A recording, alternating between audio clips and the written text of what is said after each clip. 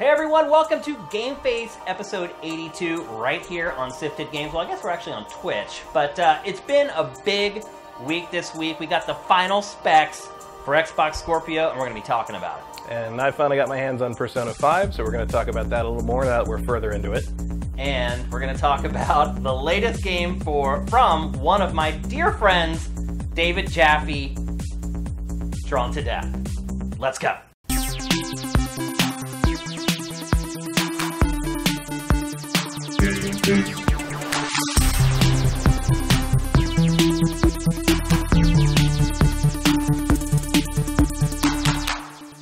Howdy ho, Sifters! It's GameFace on Sifted Games. We are ready to rock. We are locked and loaded. Big news this week from the Microsoft camp. We finally got the final specs of Xbox Scorpio, exclusive for Eurogamer.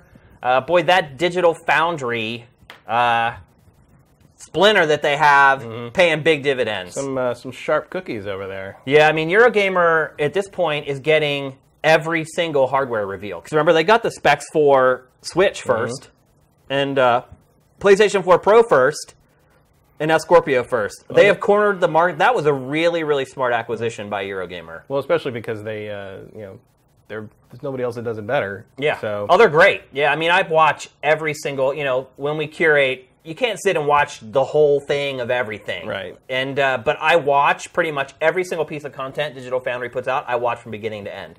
If you're not checking out their stuff on Sifted, you should make sure that you do. Really good highbrow content, which is the type of stuff we're trying to get out to you guys in the first place. So now that we've fluffed up Eurogamer and Digital Foundry, which are both doing a great job, what do you think about these specs, Matt?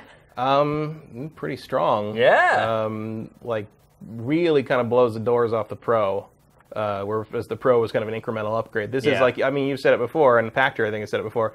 In any other generation, this would be the Xbox 2 or the Xbox Next or whatever the hell. They're saying 4K 60 frames for just about everything. They showed Forza, a Forza engine demo running at 4K 60, which, I mean, to be fair, they didn't pick that by accident. The Forza engine is incredibly streamlined and incredibly efficient. So, I think even the Digital Foundry article said, we have to wait and see what other developers do on this. But it's a very, very powerful piece of hardware. And if you don't have a competent gaming PC right now, you might really want to look at this instead, I think. Well, we're seeing video of the Xbox. For whatever, I mean, the cost probably going to be pretty high, but I feel like this is comparable to a PC you would build for more money than that. Yeah, we're seeing video right now of Xbox One S. Why did they release the Xbox One S? I don't know. I mean, I get making a smaller Xbox, but why include the 4K blah blah blah and the HDR when you have the Scorpio coming? Do you feel like maybe they were testing the water? Maybe. Do you think the One S sold well? Yes. Yeah. Do you think it might keep people from buying the Scorpio though because they just invested in an Xbox? I mean, I guess it could, but we'll be pretty far out at that point from the S. And maybe they're kind of in for the long haul on the Scorpio. Maybe the Scorpio is just there for when you want to upgrade. For when they're hoping that when when people move into the 4K TV, which is going to become cheaper and cheaper, and more and more people pick up a cheap 4K at Black Friday or whatever these days.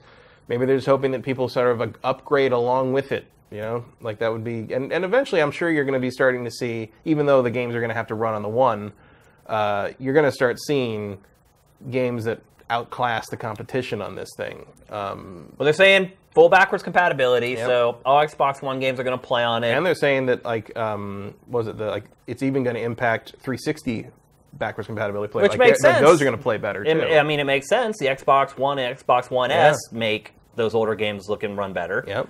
So you're looking at several magnitudes of improvement with the Scorpio. I don't think it solves Microsoft's biggest problem, though. Which is the software. Software. And hardware is worthless without games to play on it, in all honesty. And that's just something Microsoft just doesn't have. Well, at the very least, they're probably not going to be the system that runs stuff worse now. Yeah. So the multi-platform thing might start to turn around. But I feel like people are kind of dug in on their choice for the generation. And not having the generational divide might backfire on them to some degree, because people are in for the long haul with their PlayStations at this point. Switching over to another system that can't play all the games you own is a tough jump. It's why even people that are like, same thing you see on like the phones, like even people that are dissatisfied with like Apple, they don't jump to Android a lot of times because they're years dug into the iOS like apps they've bought. Yep. So you don't want to have to start over in that regard. I mean, that's the key for really any piece of electronics is content, because the content is what keeps you there.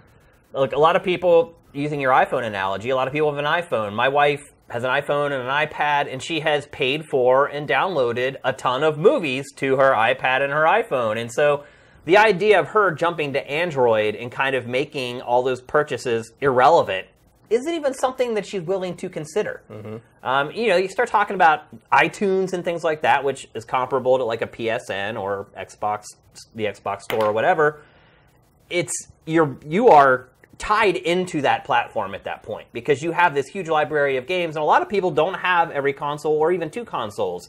So once as you said, they're dug in with the one platform, it's very hard to motivate them to jump over. And typically what can get people to do that, or at least convince people to get a console as a second console, is a must-buy exclusive, a killer app, as we've called it for years. If the Scorpio has that, we don't know about it yet.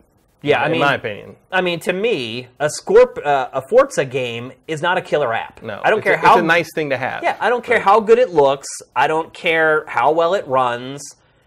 It's not what someone buys a console for. Now, I would argue back in the PlayStation 2 era, PlayStation 1 era, things like that actually did have a pretty big impact. Yeah, I think Gran Turismo 3 sold a fair number of PlayStation 2s. Yeah, it was bundled in with the hardware, and that's the PlayStation 2 I bought. Yeah, a lot of people did. And I didn't even like Gran Turismo 3 that much. It was about time to buy a PlayStation 2, and if I could get it with that game, all the better. Yeah, and so you look at a game like Forza or Forza Horizon, which we're looking at right now. Those games are not going to move the needle or convince people to buy. Like they're more something you buy because you have the hardware and you want to have something to play today. Yeah, and I think it's something too that you kind of have in the back of your mind. You don't buy it for that, but you think to yourself, "Oh, I can have that. I'll be able to buy those too." Right. And they're good games, and they're not something that would convince me to spend whatever this is going to cost on a new piece of hardware. But it helps you make that decision. It kind of it's a fence shover. It shoves you off the fence. It's a nice incentive, but it's not the thing that makes you sit up and go, "Oh, how about that one?" Yeah. If the Scorpio has one of those, I don't think we see that till E3, if at all. I mean, because you start too bad talking Scalebound got canceled. Yeah, it really is. That would have been a nice bit of variety. Even if it wasn't very good, it would have been a nice bit of variety. Well, the irony, too, is that, at least from the leaks that came out about what happened, was that it was the power thing. That they couldn't get it to run at a decent frame rate. Scorpio should fix all that. Like, it seemed very short-sighted, knowing that this console was coming, knowing what the issues were with Scalebound. You think they might bring it back? It's possible. They brought back Phantom Dust after they had stopped production on that, and now it's back in production. A brand new screenshot of that came out this past week. But you start looking at the rest of the Xbox library of exclusives, Gears of War. They just put out a new Gears of War 4. It didn't really move the needle either. But it was one of those, it was like we were talking about earlier, it's like one of those games where like you're going to be able to get it on that console, and that's great, but is it really going to make you buy a console? At this point, I don't know that there are enough hardcore Gears fans that they're just going to buy a console for. I know one of the things that, again, it doesn't really apply to me because ostensibly everything they release would also be playable on Windows. Right. But I'd tell you one of the things that would get my interest would be like a full bore, like, let's realize the potential of it. Like, we played Breath of the Wild and Horizon, here we go, Fable 4. Yeah. Like a Fable 4 that takes the balls to the wall, like open world approach would be interesting. If a developer with an excellent pedigree were working on it. It can't just be Fable 4. Like even if they revive... Well, that's why I'm saying, like, in the vein of Breath of the Wild or Horizon, something on that quality level. Right. But bringing Fable back in that regard, like that would be something that'd be like, oh, okay, you got my attention. Like I don't know how widespread the attention would be for something like that, but I feel like you'd at least get the hardcores like word of mouth on that. I don't even think bringing back Lionhead. Say Microsoft announces tomorrow and they're like, hey, we're reforming Lionhead and we're going to have them work on Fable 4. I don't think that would even do it. No. It would have to be some other developer who has an excellent pedigree, like a Naughty Dog level. Like Platinum. Like when we canceled Scalebound, we gave Fable 4 to Platinum. using the Nier engine or whatever. And you start talking about... I can think of worse things. Yeah. And you start talking about the Halo franchise. Do we have to? I mean... I am so on Halo right now. Like, I don't know what they could do to bring me back on that. Well, I mean, I enjoy playing Halo, and I enjoyed Halo 5, but it's no longer a franchise that's going to convince people to spend money on hardware. It's just not. And you just kind of lost the continuity. It's not like Call of Duty where like every year you get a different one, and it sort of feels like, you know, you're keeping up with. It's like every season. It's like a Madden thing. It's like every season you get the new upgrade and the new stuff and the cool things.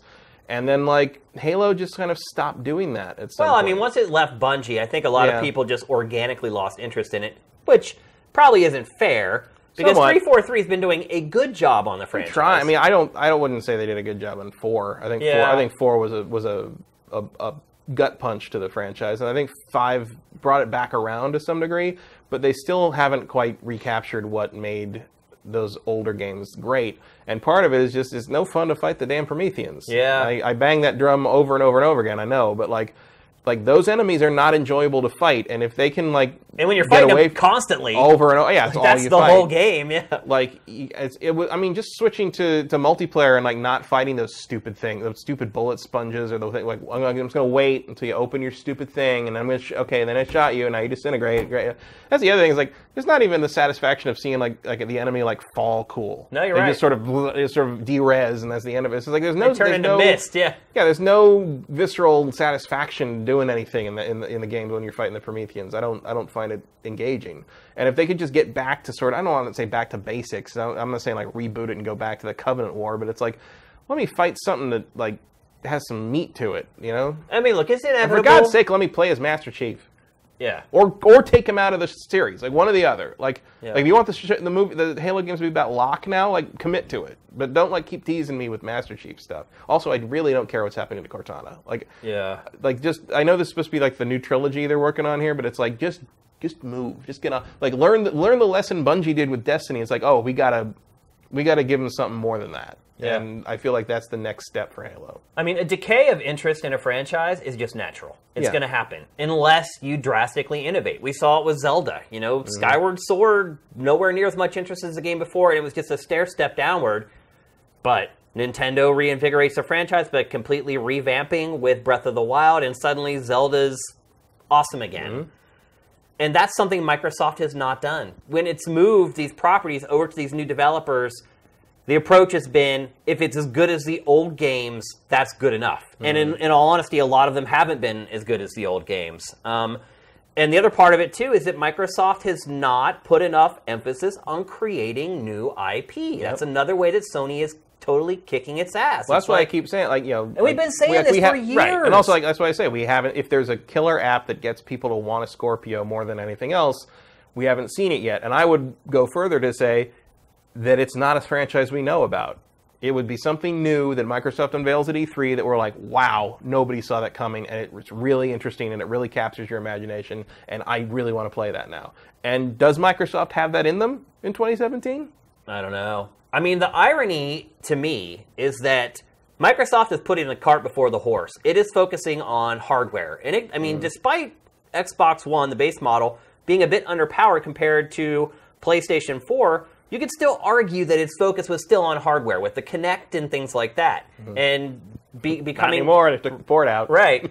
But, you know, being this all-encompassing entertainment hub for your living room, you know, it was always about the hardware and not the content. And Microsoft is a software company. It's like, where has it gone wrong? Well, and also somehow they managed to make a bad OS, and Microsoft, that's what they do. They make OSs. That's where all that money came from. Yeah, that used to be like the 360's strength. It was such a better user experience than the PS3. And like it just totally, I mean, I'm not saying the PS4's user experience is perfect, but like it's a reversal now. And even though they gave it enough RAM to handle what they needed the OS to do on the Xbox One, it was slow RAM. It was not with the Scorpio. Not Holy anymore. Crap. I can't believe the RAM they're putting in that thing is going to be lightning. It's really unreal, but again, if there's nothing to play on the hardware that is compelling, no one's going to care. Well, remember, one of the main things that really pushed the 360 was the fact that they were so well supported by third parties. Yeah. And it was just the default system you bought everything on. And the question, Call of Duty used to have the promotion on 360 that it has now on PlayStation 4. So, like, can you win any of that back? And look, they lost Destiny 2. They've already announced it has an exclusive marketing deal with Sony. They've lost Activision. Yeah, Activision's gone. Yeah, I mean, that's the whole other part of it, too. It wasn't committed enough to maintaining those relationships and those marketing partnerships.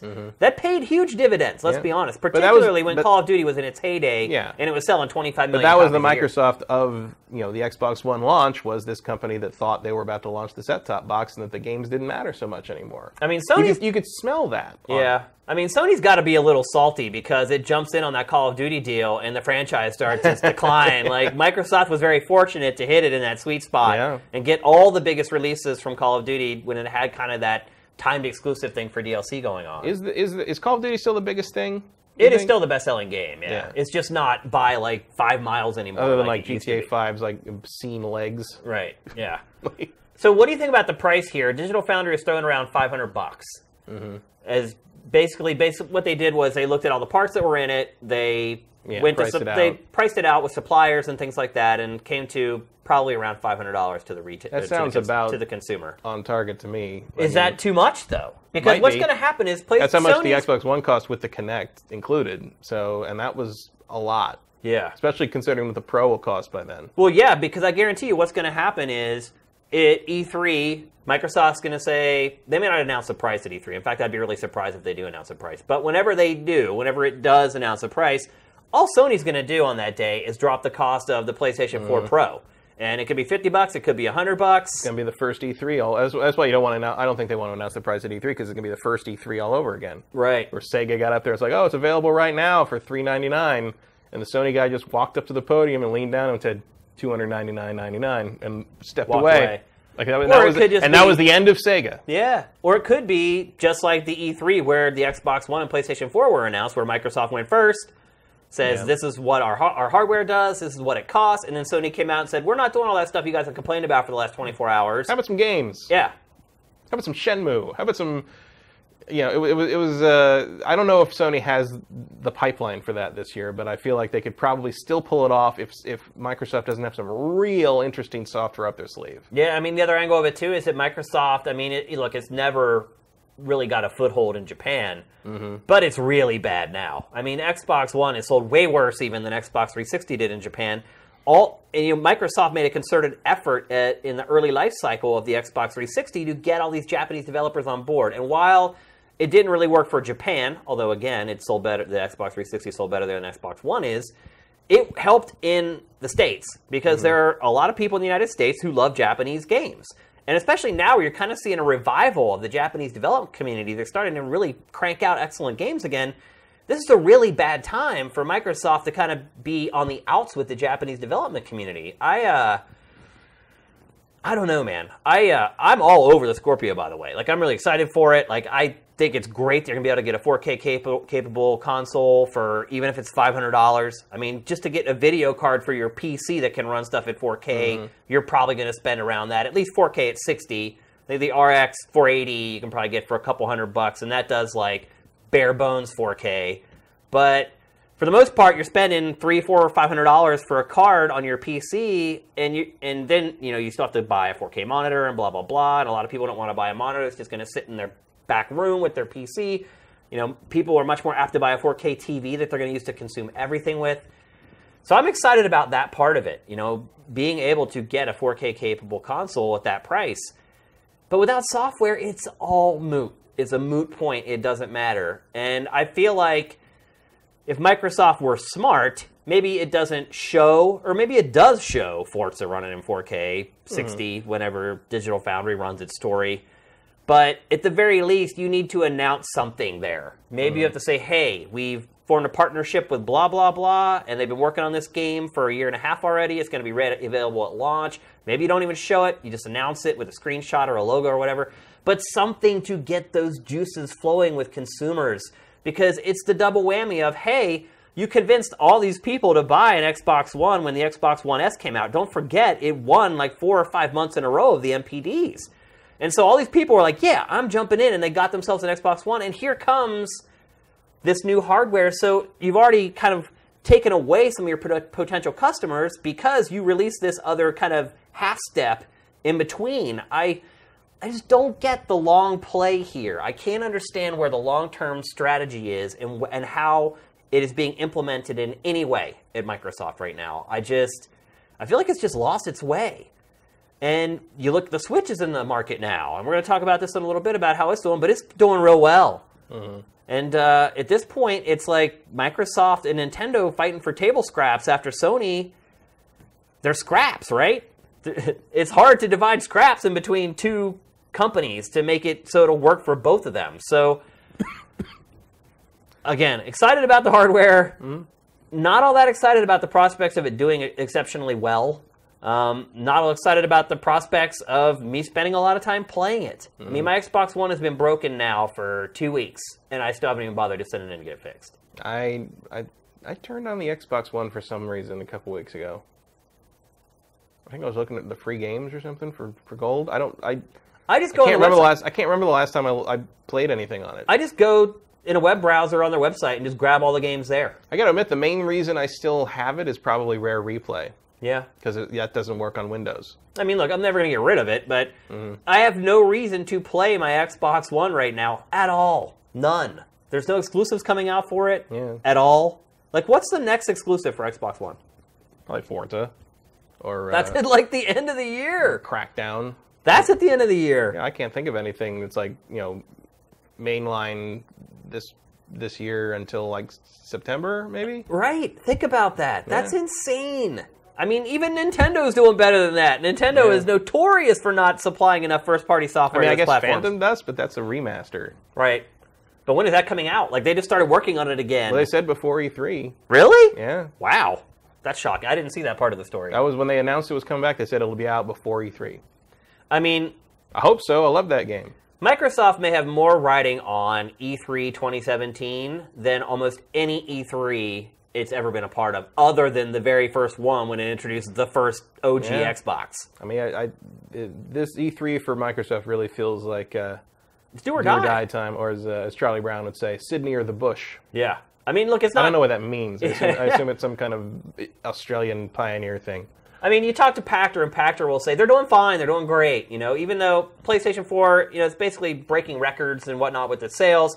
And so, he says it's a false equivalency that you're saying, they're getting destroyed 2-1 by Sony, but that one is still pretty darn good. Mm-hmm. And Nintendo would argue, hey, if we had those kind of sales for the Wii U, we probably wouldn't have killed it in 2.5 or 3 years. So a lot of it is putting in things into perspective, but ultimately where you make your money is from selling software. And if there's no software to sell, you can't make any money. And I know the profit margin on Scorpio is going to be minuscule, if there's any. Yeah, it may even lose money.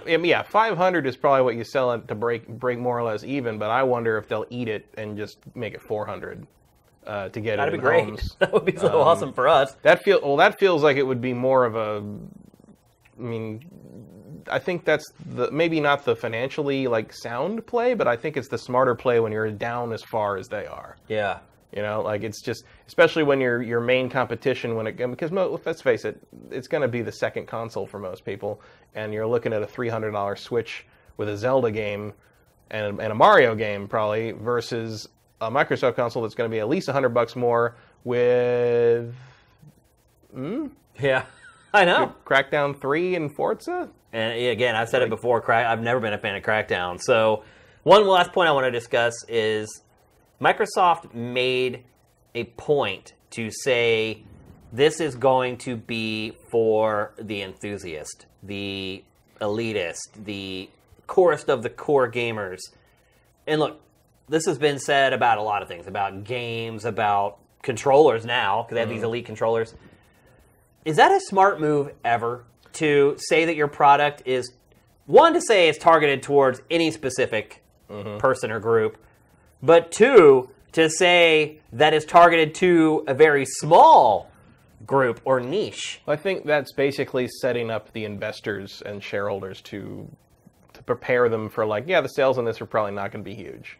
And when they are not huge, we can say, well, we said it's for the enthusiasts. And eventually, the price will come down and the interest will grow for the mainstream, and they will eventually adopt it. For the first year or so, we're just targeting the hardcore. And I think I mean, I don't know if anyone's going to buy that as an explanation, but I think that is kind of it's preemptive damage control for the shareholders. But don't you think that's usually what that is? But do you think ultimately, though, it will convince people to not purchase the console? Because a lot of people look at it like, I'm not the hardest of the hardcore. No, see, I don't think if you are not the hardest of the hardcore, you don't even know they said that. Because we're the only ones that follow this shit. I guess that's a good point. You're like, yeah, if you're a casual gamer, you don't even know that Microsoft announced this yet. Yeah. So they'll never hear it. How do you think the PC ties into this, Matt? We're seeing, obviously, Xbox Play Anywhere right now, which is a program that allows you to play any Xbox exclusive on your PC. Matt, do you see maybe the Xbox One kind of being this shuttle PC that maybe people get who don't want to spend the $1,500 or the $600 on a video card to get the 4K experience? I mean, assuming the performance is comparable to what we're seeing with that Forza demo, like overall, like I think that's a very financially sound option. I mean, especially if they start to tie it in with Oculus more. And people are interested in VR, like it seems to be the budget choice that doesn't give you a lesser experience to a large degree. And most people are not using PCs to surf the internet anymore. People are using their phones to do that now. Phones or tablets or a laptop that's separate from a PC. So if people are looking for a gaming PC, this might be a great alternative. And not only that, you can hook it up in your living room with no problems. Do you see maybe series or franchises that have traditionally been cordoned off to the PC maybe making the jump and being available for Scorpio? I don't know what because that to me is a content pipeline that could potentially open for Microsoft. I don't know what those would be. A game like League of Legends or RTS games. No? How come? They're too reliant on mouse and keyboard. But you can get a mouse and keyboard for... Yeah, it doesn't matter. There's too much of a buy-in for someone that isn't interested in those games. But my point... And like, people who are already into those games are already playing them on PC and will not abandon the PC. I guarantee you. But I led into this by saying, couldn't the Xbox Scorpio be a shuttle PC that people would buy instead of a PC? Yeah, it would be a console that functions as one to some degree, but you're not going to be looking at people using mouse and keyboard on them in any great numbers, I don't think. I think there will... I mean, if you get 4K 60 spending $500... I don't, like... You're not going to put League of Legends on that, though. Why, though? Why? To make money. To get more customers, so you have more people buying stupid hats and skins and all that other stuff. I just don't think Riot has any interest in that market. Like, because you have to split the market between people using a controller. It has to be playable with a controller. Right, so you just create some sloppy controller setup that you know no one's going to use. Yeah, but that's what everyone's going to use. I think you're drastically overestimating the number of people that buy a keyboard and mouse for a console. But see, you're missing my point. My point isn't that I think people who have traditionally played consoles will start playing League of Legends on their Xbox Scorpio. I think that people who maybe are like, my PC's out of date, I don't want to spend $500 or $600 on a video card when I can get the whole frickin' shebang for $500. Yeah, but like League of Legends runs on a toaster. So it does. It doesn't. Like, no one would want to upgrade to play League of Legends. I don't think that was just one example I gave. But you start talking about all the RTS games like Dawn of War 3 and things like that. I just don't. Quake see Champions. I mean, they've tried that, and the console market just isn't interested. And this will still be seen as a console one way or the other. Also, I really don't think there's enough people who are interested in Dawn of War 3 to matter in that regard. Yeah. I mean, I'm interested in Dawn of War 3. I should be playing the closed beta right now, in fact. But my point is that if PC players, a traditional PC player, know or see that all these franchises that they're big hardcore PC players for, other than just the graphical fidelity, are going to be available on Scorpio for $500, you don't think it might make some of them think twice? It wouldn't make me think twice.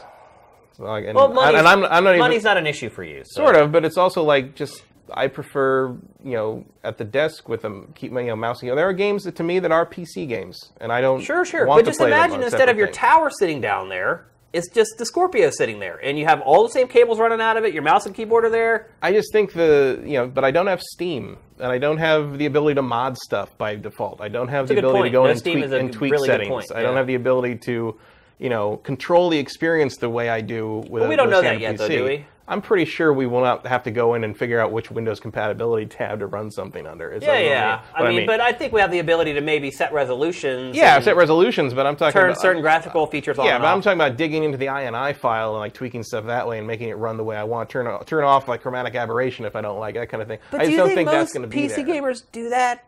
I mean, I know the hardcore PC gamers do. They all do. But do you think most people who play PC games like? Because here's the thing. So you're talking about like League of Legends. I don't think there's a whole lot of casual PC game players outside of, if you want to call them that, the people who only play one game, right? Like the Dota players or the League of Legends players. Like I'm sure they are not tweaking the settings for League of Legends every time they go in there. They don't care about that. They just want to play League of Legends. Right. But again, like I said before about being dug in. Like, I don't think you're going to see people making if they're playing fine on a PC, I don't know why they'd want to jump to a different thing, especially if, like, the only advantage would be like, oh, League of Legends is going to look slightly prettier. Well, the advantage is that you also get all the software that's coming to Scorpio with it that you normally wouldn't have access to. But you do have access to it because it's all on Windows. Well, not all third-party games come to Windows, though. I can't think of a whole lot of Xbox One releases that aren't also on Windows. Well, that is a part of a program that they're trying to encourage and engender, which helps. But I think, though, you kind of struck a hot iron right there, though, when you said, like, Dota 2, League of Legends, because those are the people who may be like, my PC is a piece of crap, it barely runs League, it barely runs Dota. If I can get a box for $500 that's going to run League at, like, 500 frames a second or whatever... And I also now have access to this whole software library, not just the Xbox Scorpio or Xbox One library, but also Xbox 360 library. I think there might be something there. I'm just trying to figure out a way for Microsoft to turn around its software problem. I just think for that to happen, first, like, Riot or Valve has to put League of Legends or Dota on the Xbox Scorpio, and I just don't see that happening. I don't think they would perceive that market to be worth the effort, basically. But if Microsoft incentivizes that with money. I don't know how you could possibly throw enough money at Riot to make it worth their while. Or Valve, really, for that matter. Oh, Valve would never be... Valve, I'm sure, considers themselves a separate marketplace. Like, it doesn't do them any good to put anything on anything. I don't know, though. If you completely subsidize the development of that game, you go to Riot and you say, how much for you to create a Scorpio version of League of Legends? And they say, $100 million. And Microsoft is like, done. You don't think Riot would go for that? Because they're getting a whole new audience for free. I mean, sort of, but like the other thing about Riot is their corporate DNA is very much about not working for anyone else, and I feel like they just wouldn't take that contract no matter how much money you threw at them. They want, because once you pay for that, Microsoft can start like exerting some control of, oh, well, we paid you $100 million to make this, so we want you to make it like this, and Riot would never go for that. It's free revenue, though. They don't need any more revenue. They do. Every company wants to make more money. Yeah, but Riot is no matter how much money a company makes. But what I'm saying is Riot wants to make that revenue on their own terms, not answering to a major corporate conglomerate. I don't think they'd take that contract from Microsoft. But you can write into the contract provisions and how the relationship's going to work going forward. I don't know. My contact with Riot has just told me that like they would not be at all interested in that. They'd just be like, we are ourselves, and we make this game, and we do what we want, and we have tons of weird R&D things in production that may never even see the light of day, and we're just going to make what we make. Yeah. Like I just don't think they have any interest in partnering with one of the big guys like that. Or they would have by now. To me, this is something like this is going to need to happen though for Microsoft. Well, I mean, people keep trying. I mean, it's like what was it, Paragon? Again, I mean, people keep trying to make something like that happen on a console, and like maybe they'll try it again on this. I don't know. I just don't know if that kind of player even owns or has interest in owning the console. I'm not talking specifically about MOBAs. I'm just saying Microsoft has to find a way to improve the stream of content coming to its platforms. I just don't think trying to dig out the attached tick that is the PC gamer is really the way to go. I don't think you're going to pull too many people away from that platform that way. Because they're just, it's, also because I feel like, PC gamers have already kind of seen how the Steam box went over like a lead balloon. Yeah. And that's just going to remind them of that. That was a disaster. That was so mishandled by every company that tried to... Oh, absolutely. But like it's too much that kind of, I think the skepticism of the little box that's an affordable gaming PC is kind of ingrained in the head now to some degree. And maybe Scorpio can like overcome that if it has a good track record over the next couple of years. But I feel like that's way in the distance if it ever happens at all. For now, I think they're just going to try to get the standard console owner to say like, hey, this is what you want instead of the little portable thing. You want this giant beast of a rig that can run Call of Duty way better than that PS Pro you already wasted money on. So based upon what we know, how do you think Scorpio is going to do? And look, this could change. It obviously at E3 with all the announcements, but based upon what we know now, how do you think it's going to do? Like units kind of thing? Yeah, or just, is it going to sell well? Is it going to tank? I think it's going to sell okay, but it's going to get outpaced tremendously by the PlayStation 4, and I think the Switch, if Nintendo can produce enough to meet demand, I think the Switch will outsell the Scorpio easily. Yeah, especially if Mario comes out around frankly, the same time. Yeah, because as we've said, like the 12 million people who will buy anything with a Nintendo logo on it are not done. Oh yeah, like they don't. They're still waiting to get that whole audience that desperately wants the next Nintendo console or intends to buy the next Nintendo console when Mario comes out. They don't all have a Switch yet. Yeah, there's still 10 million of them. Yeah, so they're still in process. Like the Switch will automatically sell out for quite some time until all those people have the system they want. Yeah. And then it might even go beyond that if it catches on beyond that audience. We don't know about that yet. But I feel like just the novelty of it is going to drive more interest than more powerful Xbox. What do you think will sell better this holiday season? PlayStation 4 Pro or Scorpio? Pro.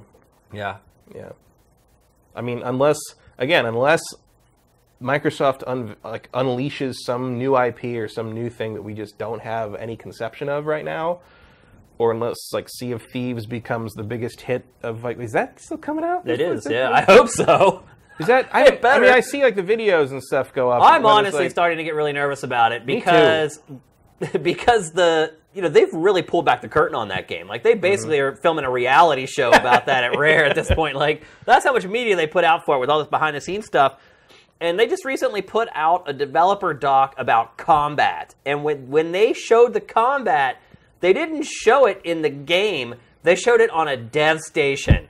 And I saw that, and I was like, no!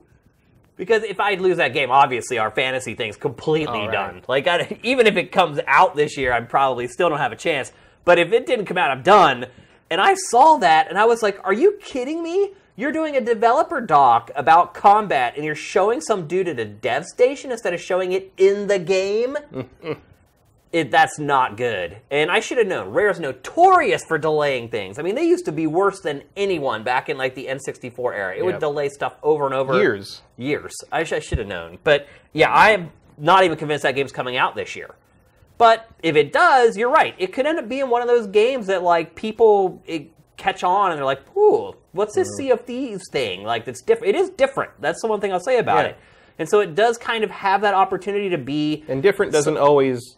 great, but sometimes different hits. Sometimes different gets that Facebook thing going, that social media thing going, where people are like, hey, I'm playing this game, I'm having a blast. And Microsoft has been smart about marketing it by showing people playing it and having fun playing it, which, and at E3, when I saw people play it, everyone was just smiling and laughing the whole time. So that was the one game I couldn't get into the demo for, because it was so packed. Yeah. And that was one of the things that convinced me to draft it, is seeing the response of people playing it. Just, to me, that's just empirical evidence of, okay, this game, at least this concept, seems to be successful. Is there any hint as, like, release window for that? No. I mean, they just say this year, and they need it.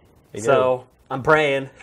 But we'll see. But I hope, to me, the nightmare scenario there is that Sea of Thieves is what they bet the Scorpio on. Right. That, like, they're like, oh, they do a big blowout of Sea of Thieves, like, this is our big premiere launch title for the Scorpio. Right. Because I don't think that's going to be enough. Yeah, I completely agree with that. And to answer the question I asked you,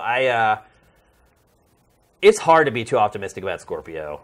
With all the things that we've discussed on this topic so far. And it always comes down to the software. It's a mantra for a reason. It's all about the games, and Microsoft doesn't have the games. And unless it does something... barring a release lineup we are not predicting, it really feels like they're asking for a large amount of money for a lot of faith. For what, like a couple games, you're like, wow, that looks great. I'm done with it now. Like you're going to be at the point where it's like, oh, well, more. It's going to be great next year. I'm like, okay, well, I'll see you next year then. Yeah. You know? Because same with the Switch, where it's like, okay, well, Zelda, And it's like, I'll see you this fall when Mario's out and there's more stuff out. You can play stuff. Like, I feel like the Scorpio might end up in that same place if they don't have some killer stuff that we just don't know about yet. I think it will sell okay over the holidays, pretty much regardless of software, because the holidays are that time, and even for me, where you ask for, like, that one big thing. Like, you look at all the people that give you gifts, and you say, what's the best thing I can convince this group of people to get me? And you ask for it. Yeah. And so even if some people may look at it like, oh, well, there's not that many games available for it, I'm confident there eventually will be, and I want to be able to play those, they'll ask for it at the holidays. So I wouldn't even take the Q4 sales for Scorpio as much of an indicator of its long-term success, because a lot of people are just going to get it early because that's when they can get it, and they're not going to be able to afford it on their own. I think what will be really telling is the first 6 months of 2018. That's when sort of the rubber will hit the road, and we'll know whether it's going to be a success or not. Yeah, I mean, I think the one advantage, or maybe ace in the hole it has, is the fact that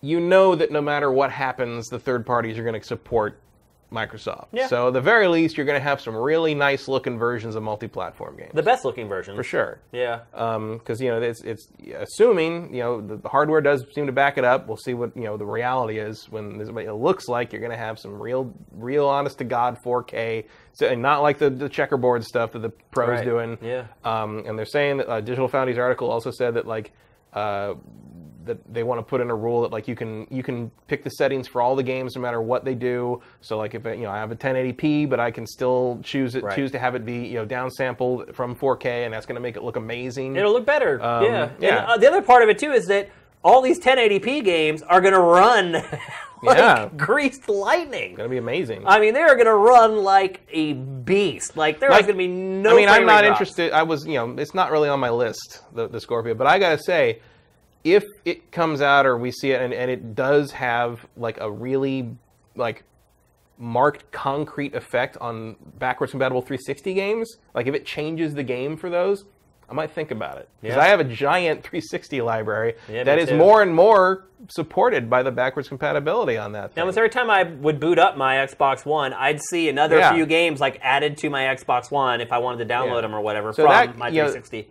Even if they have like a mediocre exclusive lineup, that plus like the old Xbox One games running better, plus backwards compatible 360 stuff being the best way to play those games now, because there are some 360 exclusives I still love very much. That could get my attention. Maybe not for $500, but maybe down the road. All right, let's move on. We're going to talk next about Agents of Mayhem. They just released a brand new trailer for the game this week. Some outlets did some hands-on previews with the game. All of them seem pretty encouraging. Yeah. The first trailer we got was really kind of hard to figure out what the game was about, and they didn't exactly put out a ton of information for it either. Obviously a Volition game. Deep Silver's publishing it. Deep Silver needs a hit, by the way. Yeah. It just needs a release, by the way. Anything. Yeah. First trailer, it just kind of looked like this bro-me, third-person, team-based shooter. This new trailer and the coverage that came out this week, it really is just starting to look like Saints Row 5. It's looking like Saints Row plus, obviously it's in the same universe, because Ultor and all that. The other thing about it is, like, it really feels like it wants to be a co-op game, but I don't think it is, really. It's more, it looks like it's going to be more of like an action-y kind of Saints Row spiritual successor. But it does sort of have that whole character thing that's the hot shit now. Yeah. It has 12 different characters that you unlock as you play. And there's a big superhero thing. I mean, even like the pre-order bonus, I think, is like basically like unofficial Marvel superhero costumes for all the characters. There's like an Iron Man one and a Captain America one and all that. I like what Volition does. I like their sense of humor on these games for the most part. I'll play it. Like, I'm interested. I still don't feel like we quite know what it is, but that's okay. I trust these even guys. The hands-on previews where they had actually played the game were kind of... They're oddly vague. They are vague. That's a good way to describe it. Like, I was like, wait, you played it for a couple hours, and like the video preview IGN did was like 2 minutes long. And I was like, that's all you got out of playing this game for a couple hours? And look, if it is indeed like Saints Row, it's just open world and, just tons of stuff that you can do, and you can go out and have fun. If it's one of those types of games, okay, I get it. Playing a couple hours of that, you probably can't get that much out of it to write a bigger preview. But I was kind of shocked at the lack of information that a lot of the coverage had. But what I really want to talk about regarding this game And I'm excited for it, by the way, I should say. I think it looks fun. I think it looks cool. I like Saints Row. What I want to talk about, though, is shouldn't it just be called Saints Row 5? I don't know. Like, I mean, Saints Row is so closely identified with the Saints that if they're not focusing on that, like, I can understand. I mean, arguably, maybe they should have called it Saints Row Agents of Mayhem, right? And had the Saints make an appearance or something, or be related. Because in the Saints, just write them in. Didn't the Saints take over Ultor at some point? Like, so, like, theoretically, you're kind of working for the Saints, like in a distant way. Yeah. Although, again, I don't know what the story. Because in Saints Row 4, they destroyed the Earth. So I'm not sure where this takes place in the Saints Row canon. Right, canon. Good one. But I don't know. I mean, to some degree, I guess I don't care because it's like I like their games. I like the craziness, over the top stuff. My favorite game in the series is Saints Row 4. Yeah. I just played Saints Row 4 again this year, earlier this year, or maybe it was December. But like when it was like not much. I think when the year was over and like we'd done the last show, and I was like, oh, I can play whatever. I'll play Saints Row 4. Why not? And I still love it. I still think it's a blast. And like this looks like that, but taken up to the next level again. I was hoping for the next game to either be like even crazier, or I've always said I wanted them to reboot back to like the GTA kind of ripoff that it started as. Right. Except everyone in the game remembers that they were superheroes and like had all this crazy power, and they're all annoyed that they're just like a crime open world game now, and by the end of it, like they start slowly breaking the rules, and by the end it's just all ridiculous, people throwing fireballs and shit, and like that would be kind of how you'd reboot the Saints Row games, because it's you got to do, or they just start, because I think the implication at the end of Saints Row 4 is they get a time machine so they can go do whatever the hell they want, right? So I wonder if that's tied into this. I mean, the reason I brought that up, it wasn't because, for me personally, I had lacked interest in it because it wasn't called Saints Row. I was talking more from a financial perspective. Maybe. Well, I don't know how much cachet Saints Row has. My problem with it is that I think Agents of Mayhem is a really boring title. It is. It's very generic. And look, Saints Row sells 2 million copies by the time it's all said and done, which is not bad, but not amazing. No. And when you launch new IP, you have to have really deep pockets to make it a success. What was that generic third-person shooter that Insomniac put out? Fuse.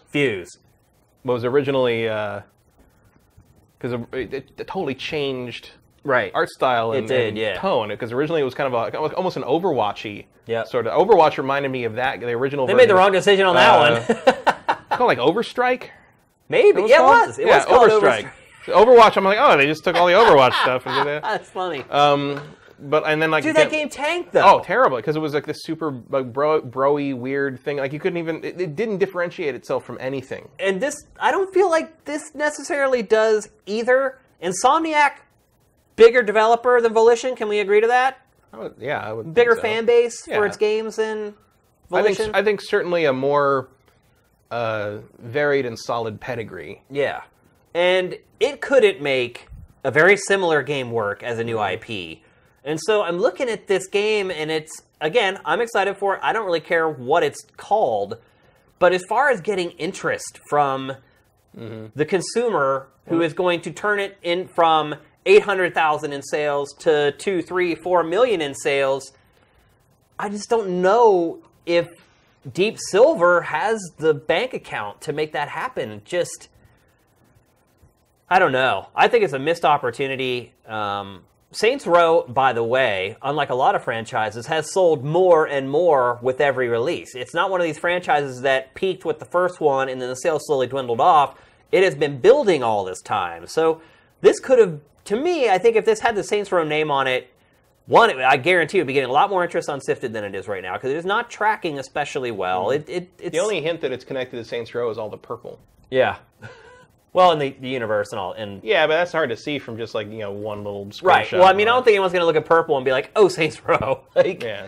And most people aren't even going to realize that Volition is the developer that made Saints Row in the first place. The average consumer doesn't even understand that. This game does have two things that Fuse did not have, and that is the A-Team theme and the Knight Rider theme. Both in the same trailer. And that is like, look, if that's what you do to catch people's attention, fine. Like, because I feel like you could run that as a commercial on TV and get the attention of people that don't know what the hell Saints Row is or what the hell this is. because it looks weird enough, and it looks like you cash in on that '80s nostalgia, and you're gonna get some eyeballs one way or the other. You just better deliver. This goes back to Deep Silver though, and Deep Silver ironically does not have deep pockets. And so how much marketing exactly is this game going to get? And if it doesn't have a recognizable name attached to it, Knight Rider or not. Well, you don't always need a recognizable name if you've got something that catches somebody's interest like off the bat. I mean, look at Horizon did very well. But that's what I'm saying. Sony marketed the living crap out of that game. Well, I could not watch TV for more than 10 minutes without seeing a Horizon. Well, I would argue that Deep Silver either needs to do that or prepare to shut down. Yeah. I mean, this is kind of the last hurrah. I mean, especially since they lost Dead Rising 2. Dead Island 2. Yeah. Which, again, I feel like that was supposed to be a major 2016 release for them, and it just never happened. Although it may never happen. I don't think it ever will happen. But although, given 2016's sales, it may not have mattered. You're right. Anyway. Yeah, you're absolutely right. They just bombed anyway. Maybe they just dodged a bullet. Could have been. Because otherwise they just spent all the extra money to finish the game and then still not sold any anyway. At least they got out early. And they're the ones that have the most writing on this, I think, because I feel if Deep Silver disappeared, Volition would find somewhere else to take the Saints Row games. I mean, look, there's no denying the quality of its games. Its games are quality. They're good games. And, obviously there are a lot of publishers out there that would kill to have a developer with its skill level working on games for it. So, yeah, Volition, no problem at all. I mean, they're probably already getting completely funded for this by Deep Silver. There's no skin off their back. Of course, they'd like those royalties for sales. If it sells well, no one's going to deny that, but they're okay. They're getting paid to develop the game by a publisher. If it doesn't sell, disappointed, one of those projects you put your heart and soul into and it didn't do as well as you hoped, that's hard to take. But ultimately, financially, they should be fine. Mm-hmm. They'll have another project to work on probably within a month after the game launches. Or maybe they already have one. Who knows? I just think it's a poor move among several poor moves by Deep Silver, in all honesty, over the last few years. It's like you said, it's kind of teetering on the brink right now with this game. And it hasn't exactly done a good job promoting it. I don't know if you remember, the first trailer was exclusive to IGN, which IGN's a huge outlet, and it reaches a lot of people. But man, when you're debuting a new IP, you really want to send that sucker out wide. Yeah, well, I think we haven't seen the real push yet, and it's outside the enthusiast audience that really makes something a big hit, and that's what they need. So I think we're gonna we'll start to see what comes through the back end in the ensuing months. This is what, August? Yeah, I mean it's not that far away. So we're gonna have to wait and see kind of what their advertising campaign becomes from a mainstream television perspective. Billboards, buses, the whole. I mean, you got to get this thing in people's heads. That aren't us. We're going to know about it one way or the other. But, it's going to be interesting to see if Deep Silver has, like you say, the pockets and also the foresight to know that that's what they have to do. Right. Which is something they should be on now. And it's you got to sell this thing fast. Yeah. Because the fall lineup starts to hit the week. You're in Destiny 2 territory 2 weeks later. I will say one thing: the release date's smart if it doesn't slip. Yes. I mean, Deep Silver has managed that right. It does need to come out well before the Q4 rush. But you're right. Once Destiny comes out, who's going to care about this game? Yeah. So I might. Yeah. But we will. But I'm just saying. That Destiny 2 is going to take a lot of money out of the pool. But this is I think this is a great first release of the you always have those August releases. They're sort of the trickle through the dam. Because the summer sucks. Yeah. And you're sort of oh, thank God, the first drink of water after the drought of the summer. And I always love that August game. And this feels like it'd be a pretty good August game in that regard. So maybe that'll help. We'll see. Not much time for Deep Silver to kind of get it together and figure it out. I wouldn't even be against I got 4 months. Yeah, I mean, I would even be if next week they put out a press release and said the game is now called Saints Row : I would not be surprised at all, and I would think it would be a smart move, even if it's only tangentially tied into that franchise. That's just me. It's hard to launch a new IP, it's even harder to have a successful new IP. If Agents of S.H.I.E.L.D. was more popular, I think they would have called it Agents of Saints. Right. And they would have figured out something that Saints stands for. Right. Yeah. But we'll see. The game looks promising to me. I'm excited to check it out. I'm excited to learn more. I'm just a little concerned about how it's going to do financially. Yeah, I'm not really worried about me enjoying it, but I feel like it may not be the hit they needed to be, especially after the problems they had with Dead Island 2, not Rising. Don't fault yourself for confusing games with dead in the title. Yeah. Like, when we're getting the admin sometimes and you're looking for a game to maybe update a release date or whatever, and you just type in one where it's like one keyword will bring up all... If you type in dead, dude. And our site's only been around for 2.5 years at this point, and there's already that many games with the word dead in them that we've added to the site. So, no shame in that game. Let's move on. We're going to talk about Bulletstorm, Full Clip Edition. Couple of different things we want to talk about here. One, we want to talk about the game. But before that, we're going to talk about the controversy that's happening right now with G2A and Gearbox. And actually, we want to talk about Gearbox, because to me, Gearbox seems like a freaking hot mess. It cannot get it together. It just keeps doing dumb thing after dumb thing after dumb thing. Signing Duke Nukem Forever. Dumb. The whole Aliens thing. Dumb.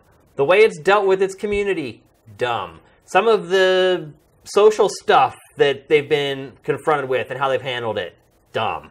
Bloodborne. Or... Is that it? No, it's not Bloodborne. What's the other one? Battleborn. Battleborn, yeah. All these names are just starting to get mixed together. Battleborn. Deadborn. I don't know if I would call Battleborn dumb, but misguided maybe is a better way to put it. Maybe not dumb, but just... And there's a little bit of positioning to take on Overwatch. Like, you don't take on Blizzard if you don't have to. Anything. Yeah, that's just a fool's errand, pretty much. I mean, they're very accurately named. Yeah. You're gonna die. Yeah. So here's another one. Another thing that I would call dumb is that Gearbox signs an exclusive deal with G2A, which, for those of you who don't know, G2A is a key reseller. So say you bought a game, you have the key for it to download it, you decided you don't want it, and you want to sell it, you can go to G2A. It's like eBay for game codes, essentially. But they also work with publishers and developers to get their games on there, to buy the keys on there as well. So the exclusive edition, the special edition, or whatever, is exclusively available on G2A. Which is weird, because G2A's had some shady issues before that. Well, that's the problem. So what happens is, Gearbox announces this, and the fans, I guess there are fans of Bulletstorm. There are. Some. Oh, I know several very hardcore fans of Bullet. I am not one of them. Yeah, we'll talk about it. There are people who love that game. Yeah, we'll talk about it. But, so fans, and I believe Total Biscuit came out and said, if you do this, I will never play a Gearbox game again, which is just childish. Like, love Total Biscuit.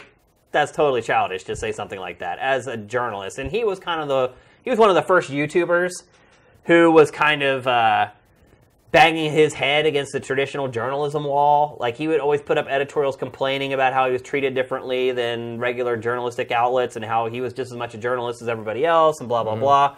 There's not a lot of ultimatums in journalism. Yeah. Really. But he delivered one and said, I will, and that's a big deal. Look, if you're a developer or publisher who makes PC games, Total Biscuit is a big deal. He is an influencer. What he says about a game will actually translate into sales or lack thereof. And not to put too fine a point on it, but Gearbox can't really be choosers at this point. No, there's a lot of skepticism, to put it mildly, around that company in terms of the enthusiast gaming world. For sure. And so once Total Biscuit says this, then Gearbox goes to G2A and says, hey, here's a list of conditions that we want you to meet before we decide to go through with this deal that we already signed with you. And we put out press releases about blah, blah, blah.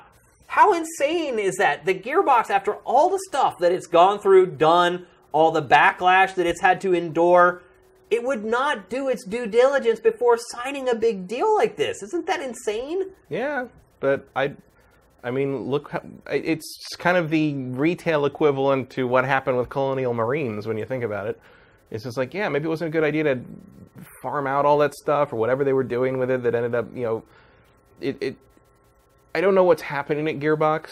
I like a lot of the stuff they make that isn't the bad things. Like, I like the Borderlands games. Yeah. I like Randy, on a person-to-person level. But, like, I don't know what's happening over there anymore. And I can't understand either, because like you, I like Randy. I know a lot of people hate him, but I think if you actually ever met him in person, you would probably forget about a lot of the stuff that you hate him for and realize he's actually a nice guy. Very nice, a lot of fun. He is. He's great to hang out with. He's very candid. That's what I love about him, too. It's like, you talk to a lot of developers and they're like, let's not talk about games. Like, some of them will literally say at the beginning, I don't want to talk about games.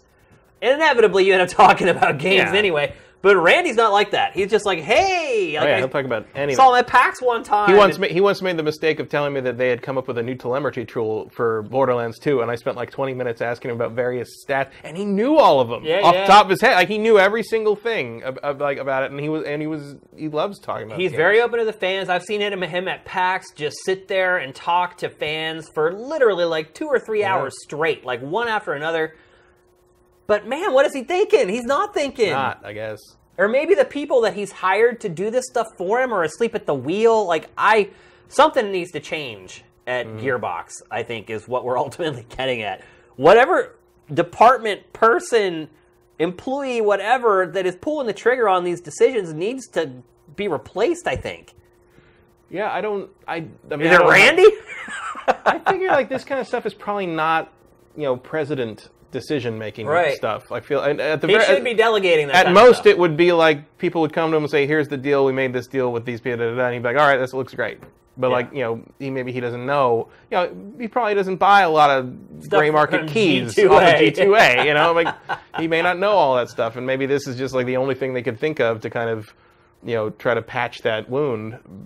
Outside of breaking a contract, I don't think you can really do that. It seems like the common element among all those things that we mentioned about Gearbox was that it just appears to be out of touch. Like, it's not following what's happening in the industry and the culture of games and what the average player is thinking and kind of how they're leaning on certain things. You know what Gearbox kind of reminds me of the last couple of years is, like, you ever play poker and, like, you get to a point where, like, you just start making dumb choices. Yeah. Like, because you think, oh, the next one's going to work, the next one's going to hit, the next card's going to be it. Yeah. And, like, you just can't quite rein yourself in and become realistic about it. I feel like they've been doing that a little bit. Like, that's the kind of impression I get. Like, it's not like willful bad decision-making. It's just, like, sort of like a misguided optimism as to what they're doing is going to be a good thing. Yeah. And it just doesn't work out.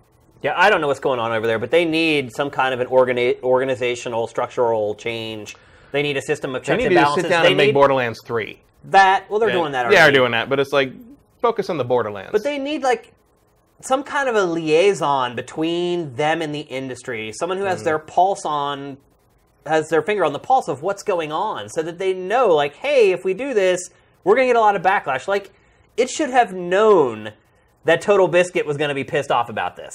It should have known. There should have been someone there that said, people like Total Biscuit are going to rail us over stuff like this. I just think the G2A thing's, it's such a weird idea. Everybody knows that G2A is slimy, though. Right, but even aside from that. It's been well documented. We've talked about G2A on this show like 3 times. Yeah, but even aside from that, like, let's say it was like, I don't know, what's a reputable one? Green Man Gaming? Yeah. Like, why would you want to limit your collectors, whatever it is, to like one site that like maybe somebody doesn't even have an account on? And it's also like digital, right? Yeah. You're not actually getting like a figurine or gun replica. Like, I don't know. You get like probably like a digital art book and a soundtrack and a new costume for extra costumes or something. Yeah.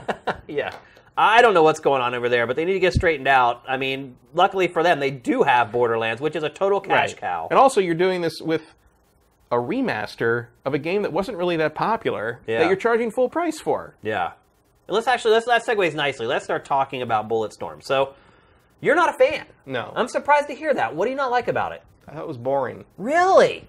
Like, because we had our friend Mike Dembski, who's a writer on XPlay, he loves this game. He mastered this game. Like, 1,000 out of 1,000 achievements. Like, dude could, like, play this game like he was dancing.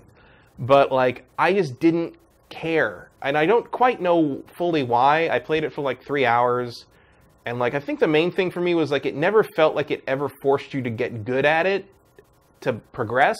It just sort of like, it gave you these tools to play with, and it was like, hey, if you want to, you can do these crazy combos, but if you want to play like a normal shooter, we're not going to penalize you for that. And I would have preferred it if it was like, you got to learn how to manipulate this thing properly. And it just never felt like it did that, and I wasn't interested in the characters, the humor didn't really do it for me, although I did like the I'll kill your dick line. I mean, everybody likes that line. Yeah. It just wasn't, it wasn't my kind of thing. It was like, it was kind of in that same boat with like those shooters that were less about sort of the I guess the world and the immersion and the progress as much as like kind of the weird trick shots, sort of like not nearly as bad. I mean, I liked that. It was called The Club. Remember that? It was basically just like a shooting gallery. Mm-hmm. It was just stuff like that. Like doesn't interest me. Like it's like. See, I really like this game. It's a toy. Is what it is. It's not really a game. It's something that you fiddle around with. And the parts of the game that I liked the least were the parts where it tried to be a regular first-person shooter. Mm-hmm. And because it just wasn't up to scratch in that regard, and it wasn't designed that way. And I felt like they kind of took half steps. They're like, we have this crazy idea for a combo-based first-person shooter, but we don't want to scare off the Call of Duty people. Yeah, I guess that's accurate. Yeah. And I felt like it ended up with two halves that didn't equal a satisfying whole. But I still really enjoy playing this game. I don't know if you've seen the reviews for Full Clip Edition, but it's getting good reviews, and a lot of the you're editors, right. I think I just bounced off that in a way that you didn't. And like a lot of the editors who were reviewing the game weren't even journalists whenever it came out, because it's been 6 years? Yeah, a long time. It came out in 2011, I think. Yeah, I think so. 2010, 2011. Right. Yeah. And I think a lot of these people never played it the first time it came around, and so a lot of these editors are like giving it like really good scores. And there are so many first-person shooters, and I find it ironic, and so many now indie first-person shooters, and it's ironic that like a pretty big studio ended up kind of creating one of the more innovative first-person shooters of the last decade instead of these smaller guys who can afford to kind of experiment with these ideas. Well, I always thought it did make sense this came out of the guys who made Painkiller.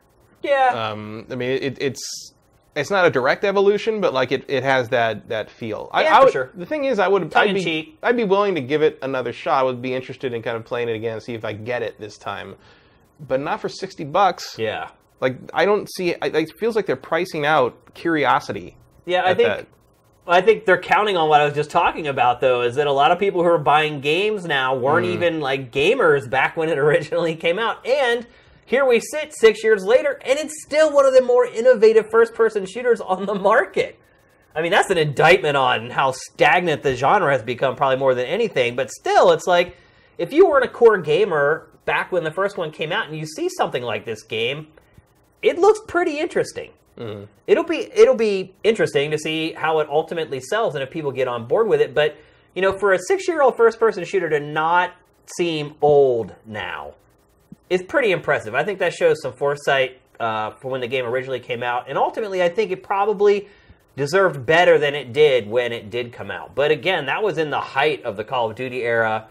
Most people who bought... Well, yeah, it was like you say, part of the problem is if you just look at it, like glance at it, it looks like every other game that was out there. Yeah. It's gray and brown, and there's a gun in the foreground, and there's like bald guys shooting at you. I mean, it's like, it takes a little bit of watching, it takes a little bit of explanation, it takes a little bit of hands-on to really see what makes it different. And maybe it's not so crowded in that world. I mean, because this doesn't look like a lot of first-person shooters now, where like a lot of those, you're basically looking at kind of the pseudo-future military stuff. This oddly enough, looks more unique now than it did then, I think. Yeah, I would agree with that. I think it was also kind of smothered back then as well. I think they're putting it out at a good time right now. But I think it deserves better than it got. I think if you haven't tried this game and you like first-person shooters and you're kind of wearing out on them and you're getting tired of them, I would like you, I would wait for a price drop. Or maybe the better recommendation is just go buy the Xbox 360 version. Yeah, there wasn't really anything wrong with it. It's not like the remaster solves a whole bunch of problems the first one had. It doesn't add any content. That's been the knock on this game on all the new reviews, is it's the same game in a higher resolution. So you're not missing or losing out on anything. And you could probably get an Xbox 360 or PlayStation 3 version for like $10 or $5 right now. So I guess that's what I would recommend. I would recommend that you go and you find a used copy of this, buy it on eBay. I don't know how much it's selling for digitally. They probably jacked up the price over the last couple of months because they knew this one was coming. But go on eBay, find a copy of it, try to buy it for like $5 or $10, and I guarantee you will come back in the comments of GameFace and say, that is some of the best $5 or $10 I've spent on a game in a long time. So give it a shot. It's worth it. Like Matt, I would not spend $60. The other part of it, too, is that it's multiplayer. It's like, that's not what you're playing this for. You're playing it for the single-player campaign. So, like you're kind of playing it like, sort of like a platinum game, where it's like it's there. Like you want to see how much you can exploit and what you can do with the combat system. Yep, and you can do a lot. You can do some crazy stuff. They've been putting out like trailers every day, just showing off the basic moves. But they haven't really moved into doing the combos, where you can kind of combine like all the crazy attacks together. So it's one of those games you can fiddle around with, experiment with. Like I said, it's a toy that you kind of fiddle with instead of having these really hardcore experiences where you hunker down on the couch for 10 hours or whatever and go through it. So I recommend it. I don't think you'll be disappointed if you buy an older copy of it for $5 or $10. Let's move on. We're going to update things on Switch. We haven't done this topic for a couple weeks, I think, where we just kind of do a general roundup of all the Switch news that had come out for the week. I think the biggest story this week from Switch was that the tablets are warping. Apparently, for some people, if you leave it in the dock for too long, it bows. And I mean, some of the images I saw, it was wow. Mine is a little. Is it? Well, because I played Zelda entirely, 10 hours at a stretch a couple times in the dock. And it's not like as bad as what you see like the pictures of. Yeah. But it's not bent. It's sort of warped. It's got a bit of twisted. Oh, it's got a little bit of like one side is a little higher than the other. Really? And only if you like put it down and put the level on it, I can tell. But it is not even anymore. Whoa. And again, I've said it before. I don't think you agreed with me. This thing was supposed to be the 3DS successor, and they kludged a console version into it. You think so? I think that's what this thing is not designed to do. This it was not to do the dock thing. The dock is badly designed. There's no heat distribution, so that's why this is happening. Basically, it's melting is what's happening. I mean, you think about it. One of the first things I talked about when we debuted it on GameFace was the heat. Yep. And I didn't even really think about it then. It was kind of something I noticed when I had been playing it during the first week I had it, and I was like, oh well.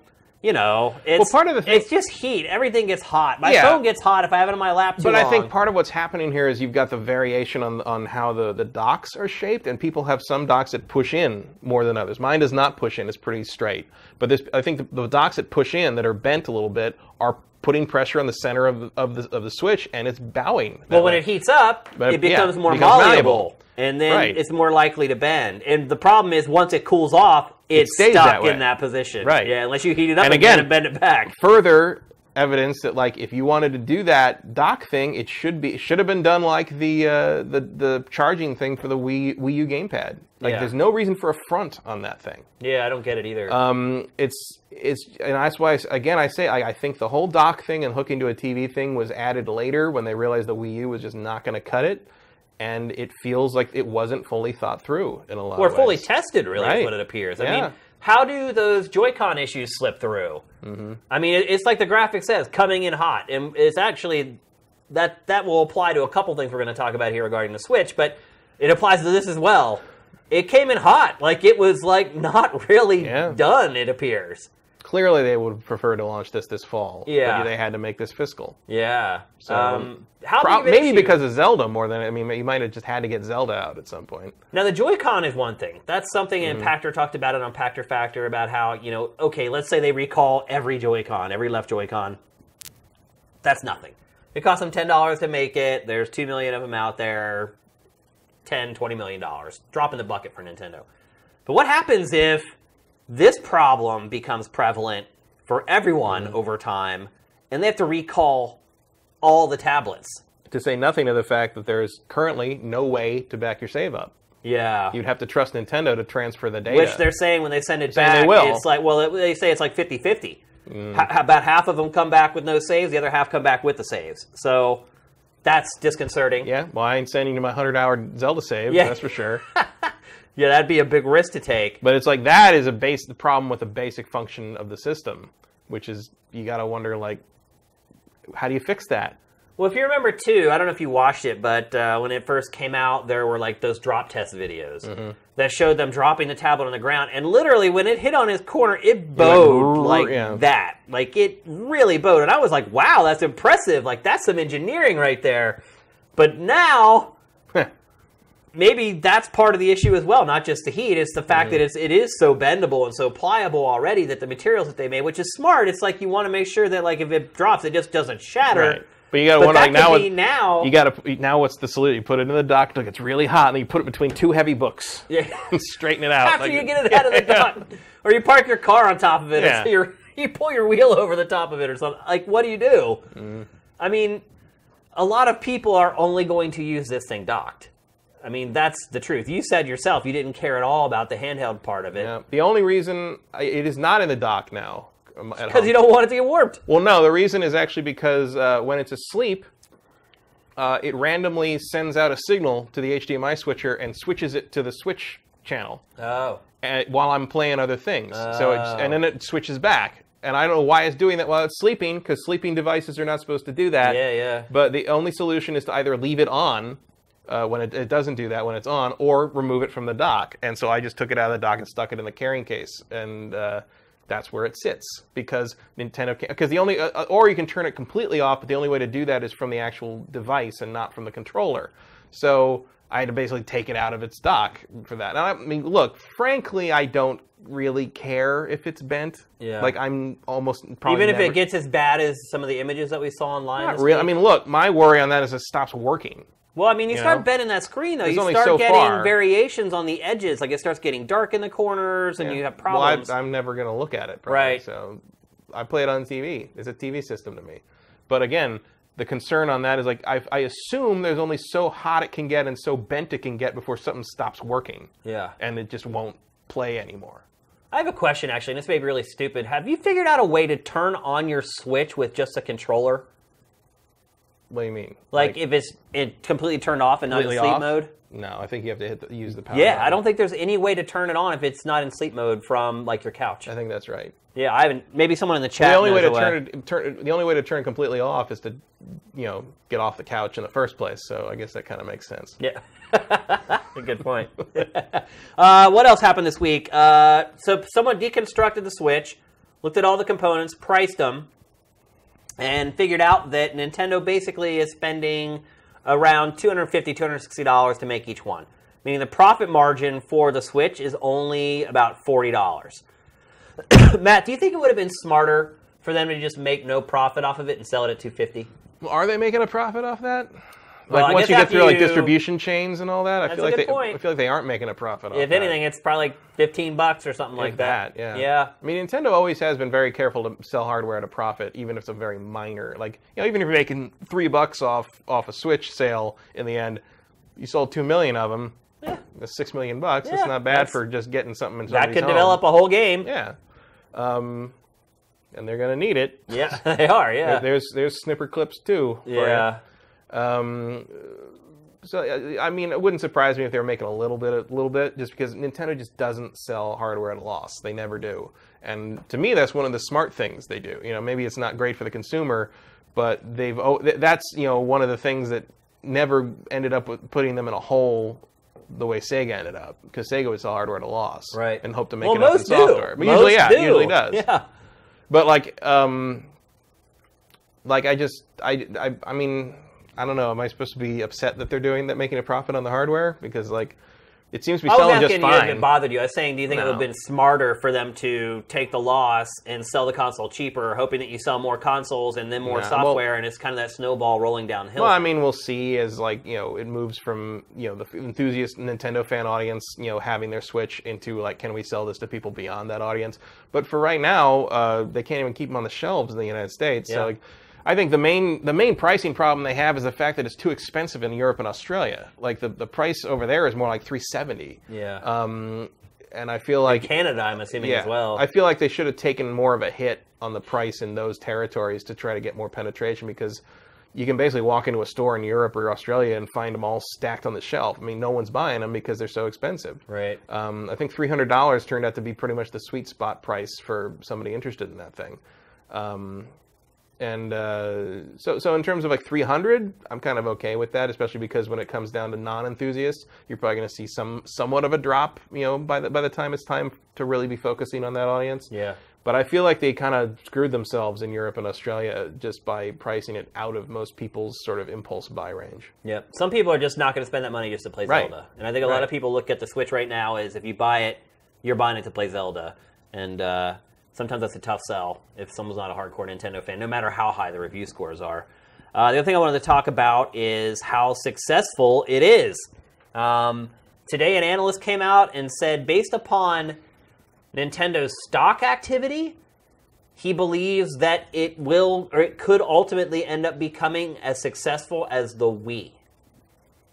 That's some legs. Do you believe that? No. Me either. But, in part because, look, for it to be as successful as the Wii, Nintendo's going to have to get some freaking product in the channel. Yeah. And, the other thing is the Wii sold overseas better. A lot better, because it wasn't 370 plus. The international pricing is a little crazy. Japan and the US have a pretty good price. But again, we still don't really know what this thing's going to sell like once you're trying to break out of, because even this early in the Wii's lifespan, which isn't a total one-to-one comparison because it was Christmas time, but you had mainstream news stories reporting on it. You had Grandma and Grandpa playing Wii bowling. You had all the breakout of the Wii was because it reached people that never play video games normally. Right. And then that came to bite Nintendo on the ass because the software they tried to sell subsequently did not appeal or interest that audience. And maybe nothing would have appealed to and interest that. I think I've said it before, but I would say a generous estimate is about 50% of all the Wiis ever sold only played Wii Sports. Well, I think the Wii was the first video game console I ever owned was Pong. And it was a console that just played Pong and Skeet in 1976 or something like that. And that was kind of what the Wii was. It was kind of going all the way back to that, where it was this piece of electronics that you bought to do one thing. And it was to play Wii Sports. And I agree with you. There's no way it's going to be as successful as the Wii. It's just not possible, because you're not seeing these stories where the nursing home has Switch night. Or, that's the kind of stuff that you saw all throughout the first year and a half, 2 years the Wii was on the market. I think it's certainly picking up with gamers very well. Yeah. But the reason the Wii blew up the way it did is because the gimmick appealed to non-gamers. Right. And I don't think the gimmick on the Switch appeals to non-gamers. It appeals to gamers who want to take stuff with them or play stuff off the TV or don't have a TV that they have to themselves. They have to share it with roommates or parents or whatever. The advantage of the Switch is a very specific to gamers thing. Yeah. It's not something that Grandma and Grandpa have been begging for, especially because it doesn't have any non-gaming features. The Switch isn't the social experience the Wii became. Exactly. And I just don't see it catching fire like that. Yeah, I think it'll do well, but I think you're looking at 3DS well, not Wii well. Yeah, it hasn't hit that cultural tipping point. And I don't think it ever will. It's mainstream media, even the week of launch, I didn't see a ton of coverage on it. I did see some on CNN and Yahoo and all those kind of commercial websites. You had the standard financial coverage of it, but you didn't. There weren't any human interest stories about it. There wasn't the Grandma and Grandpa playing the Wii. There wasn't the look, use the wrist strap because here this guy threw his Wiimote through his plasma TV. Yeah. And so that phenomenon. Well, even these stories about the warping and the left Joy-Con problem, that never made it to mainstream. No. Yeah, it never resonated with them. So in part because even the warping thing doesn't have as cool a visual as the smashed LCD screen, which was the Wii remote sticking out of the screen or whatever. It doesn't have the same impact. The last thing I wanted to mention, as far as it being successful, is that Square Enix came out yesterday and said that it plans on supporting Nintendo Switch over Scorpio.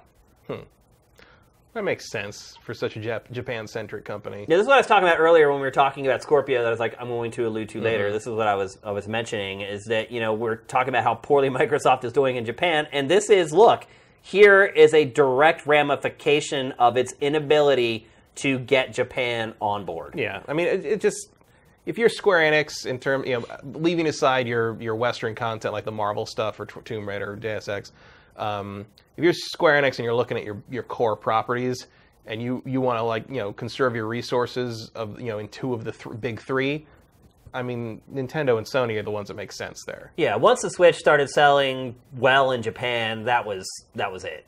Because, I mean, look, a lot of Square Enix's fans are in Japan, and it does make a difference. Japan does make a difference for Square Enix. Yes. Unlike a lot of publishers where it's just like, oh, maybe we'll sell another 60,000 copies of our game, which is not chump change, but most Square Enix, it needs to make decisions based upon the Japanese market, and with that in mind, it makes total sense that it would support. That said, I would expect a lot of their Switch content to be, last-gen ports and mobile ports. What we're getting already. Yeah, and, what would have been I handheld games. Setsuna, Dragon Quest Heroes 1 and 2, stuff that's already been on other platforms.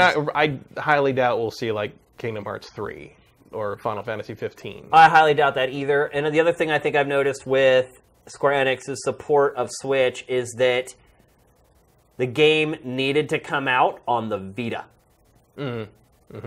Every game, seriously, that's what it's doing. It's taking the Vita versions and porting them over to Switch. Like, if you look at the Switch version of Dragon Quest Heroes 2 next to the PlayStation 4 version, it's like night and day. It's like, oh my god. It's almost like the difference between, last generation and this generation when you look at it, which makes sense. That's very much what that is. And you look at I Am Setsuna, that's a game that was released on Vita and sort of on every platform, really. It's not really graphics intensive. But that's kind of what you're seeing. Anything that it released on the Vita. And then if you look at the Switch version versus the Vita version of Dragon Quest Heroes 2, they're identical. Like, you can tell that it's ported over that handheld version over to Switch. Again, it makes sense, but it doesn't bode well for a lot of Square Enix's big games eventually coming to Nintendo's hardware. So, although they might be able to cram, I mean, I don't know if they have any interest or if Sony has a say in it, but it would be interesting to see them cram the PS3 versions or equivalent of the Kingdom Hearts remasters onto the Switch. Yeah. That totally should be able to. It could happen. That should happen, yeah. And I would not be shocked at all if 1.5 plus 2.5 eventually comes out for the Switch. That makes perfect sense to me. But as far as getting Final Fantasy 16 or Kingdom Hearts 3... I don't think that's in the cards. No, unless Nintendo subsidizes Square Enix in a big way. Pays for all the development and says, we need you. I also wouldn't hold my breath for Final Fantasy VII Remake. Yeah. No, I wouldn't either. No. Definitely not, which is a huge disappointment. But you see, I mean, there's a lot of people who are Switch fans who do seem to still be holding on to that hope. Really? Oh, yeah. Just because they haven't announced, they haven't said no They haven't said no, right? And it's just the hardware can't do it. It can't do it, yeah. And, I mean, if you think back, Nintendo went through the whole N64 era without Square Enix on board. But what it eventually had to do... Didn't talk to Square for years. Yeah, they hated each other. Yeah, Yamauchi hated Square after that. Because there's a great... God, what was and I don't blame him. I can't remember... Is it Glixel? Yeah. Somebody did a really great, long-form, in-depth article about the making of Final Fantasy VII a couple of months ago. It was Polygon. Was Polygon? Yeah, that was great. It was really good, and the Square guys who were there at the time talk about how Nintendo just ice walled them for 6 years. If you missed it, it is an amazing feature. If you want to find it, you can just go on the Final Fantasy VII page and then sort your sift by features, and you shouldn't have to scroll down too far before you'll find it. It's really interesting. It's some of the most candid discussion I've ever seen from Japanese developers. Yeah. Normally, they don't talk as upfront about stuff, especially Square. Square is usually very tight-lipped, but they go in on some drama a couple times. Look, I don't blame Yamauchi for being pissed. No, not at all. Look, if it weren't for Nintendo, Square would be nothing. Yeah. It built that But it company. hit the point where Square just was what makes sense for us? Right. And they made the right choice. They totally come did. on. Yeah. For the games that they wanted to make, they totally did. But Nintendo was mad, because Nintendo had made some bad choices that drove Square Enix away from Square. It was just Squaresoft at the time. It drove them away from them. Well, I don't know if you remember or not. So, like we just said, no Square on the N64. Nintendo wanted to finally rekindle that relationship, and it goes to Square, and it's hey, we'll help fund a game or whatever, and then Square says, Final Fantasy coming to GameCube. Right. And that's it. It put out this cryptic trailer or whatever that had a Final Fantasy logo. And what it ended up being? The Crystal Chronicles. Yeah, which was done by this other team that wasn't even a part of Square. Game Boy Advance multiplayer connectivity game in which one player had to carry a bucket. Yep, that's exactly what it was. And so I could see Nintendo going to Square Enix, now Square Enix, and saying, "Hey, we'll subsidize a game."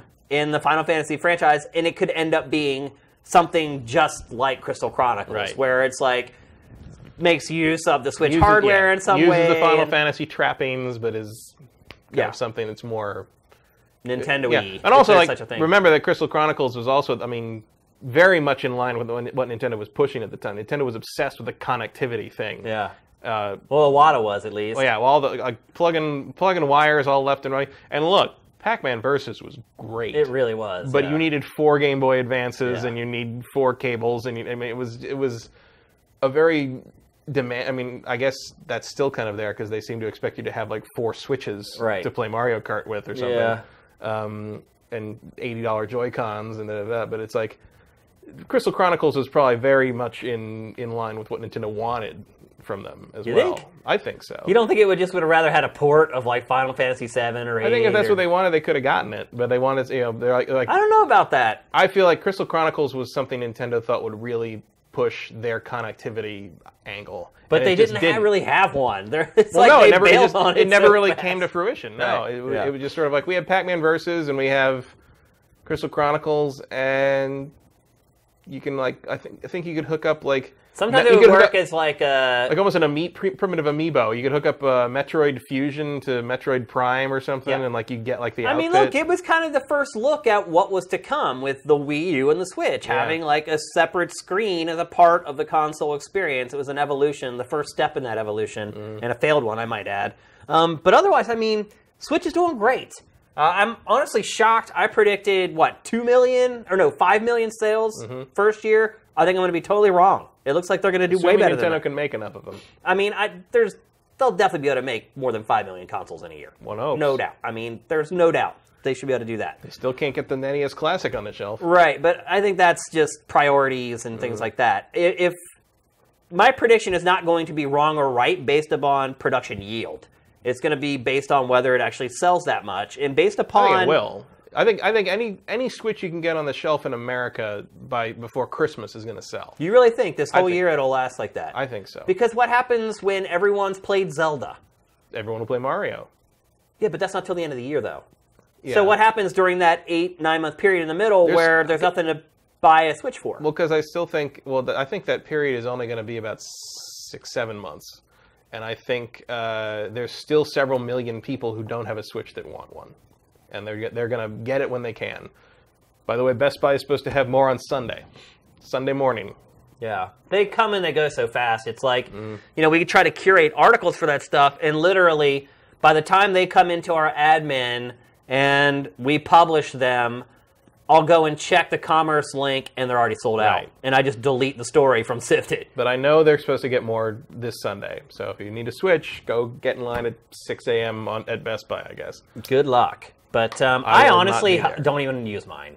I finished Zelda, and then I played the Splatoon Test Fire, and I've not touched it. I kind of almost have bought Blaster Master a couple of times, but I just don't. I think you're smart for not buying it. I haven't finished Zelda, so eventually I'll go back to Zelda because I moved on to other stuff so we could talk about it. I would just hope all that's available. Of course, now if I play Zelda, I'm going to warp it more. Right. I mean, all that's available for it is indie games that are available on every other platform. Yeah. Also, here's another weird thing. That are cheaper on other platforms and look better on other platforms. That storefront is so terrible. Yeah. Like, there's no way to browse games.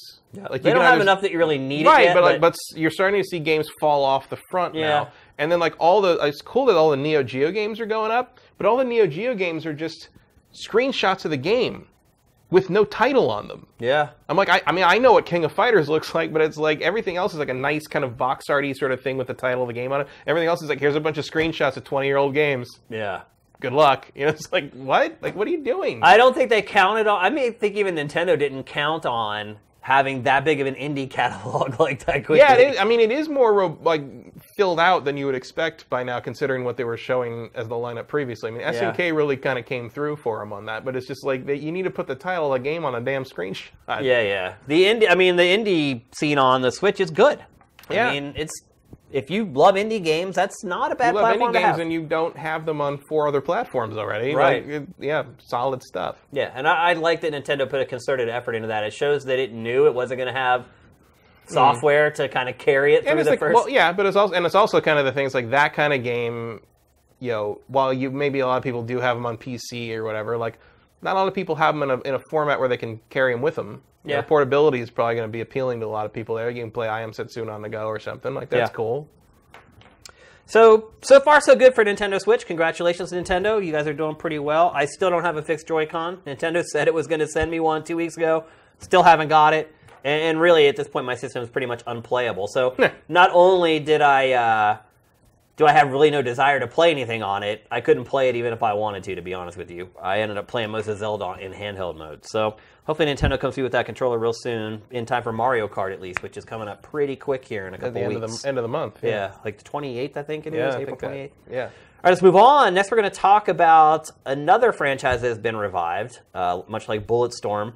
And that franchise is Jak and Daxter, a Naughty Dog franchise that has kind of just disappeared into the ether.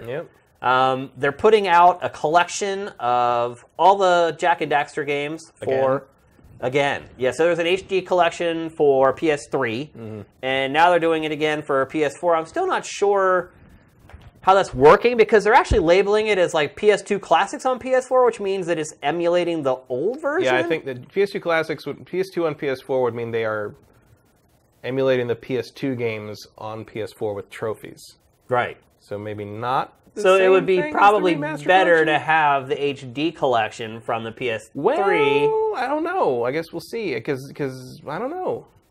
I don't know. Here's what I want to know. Do you care? No. I don't either.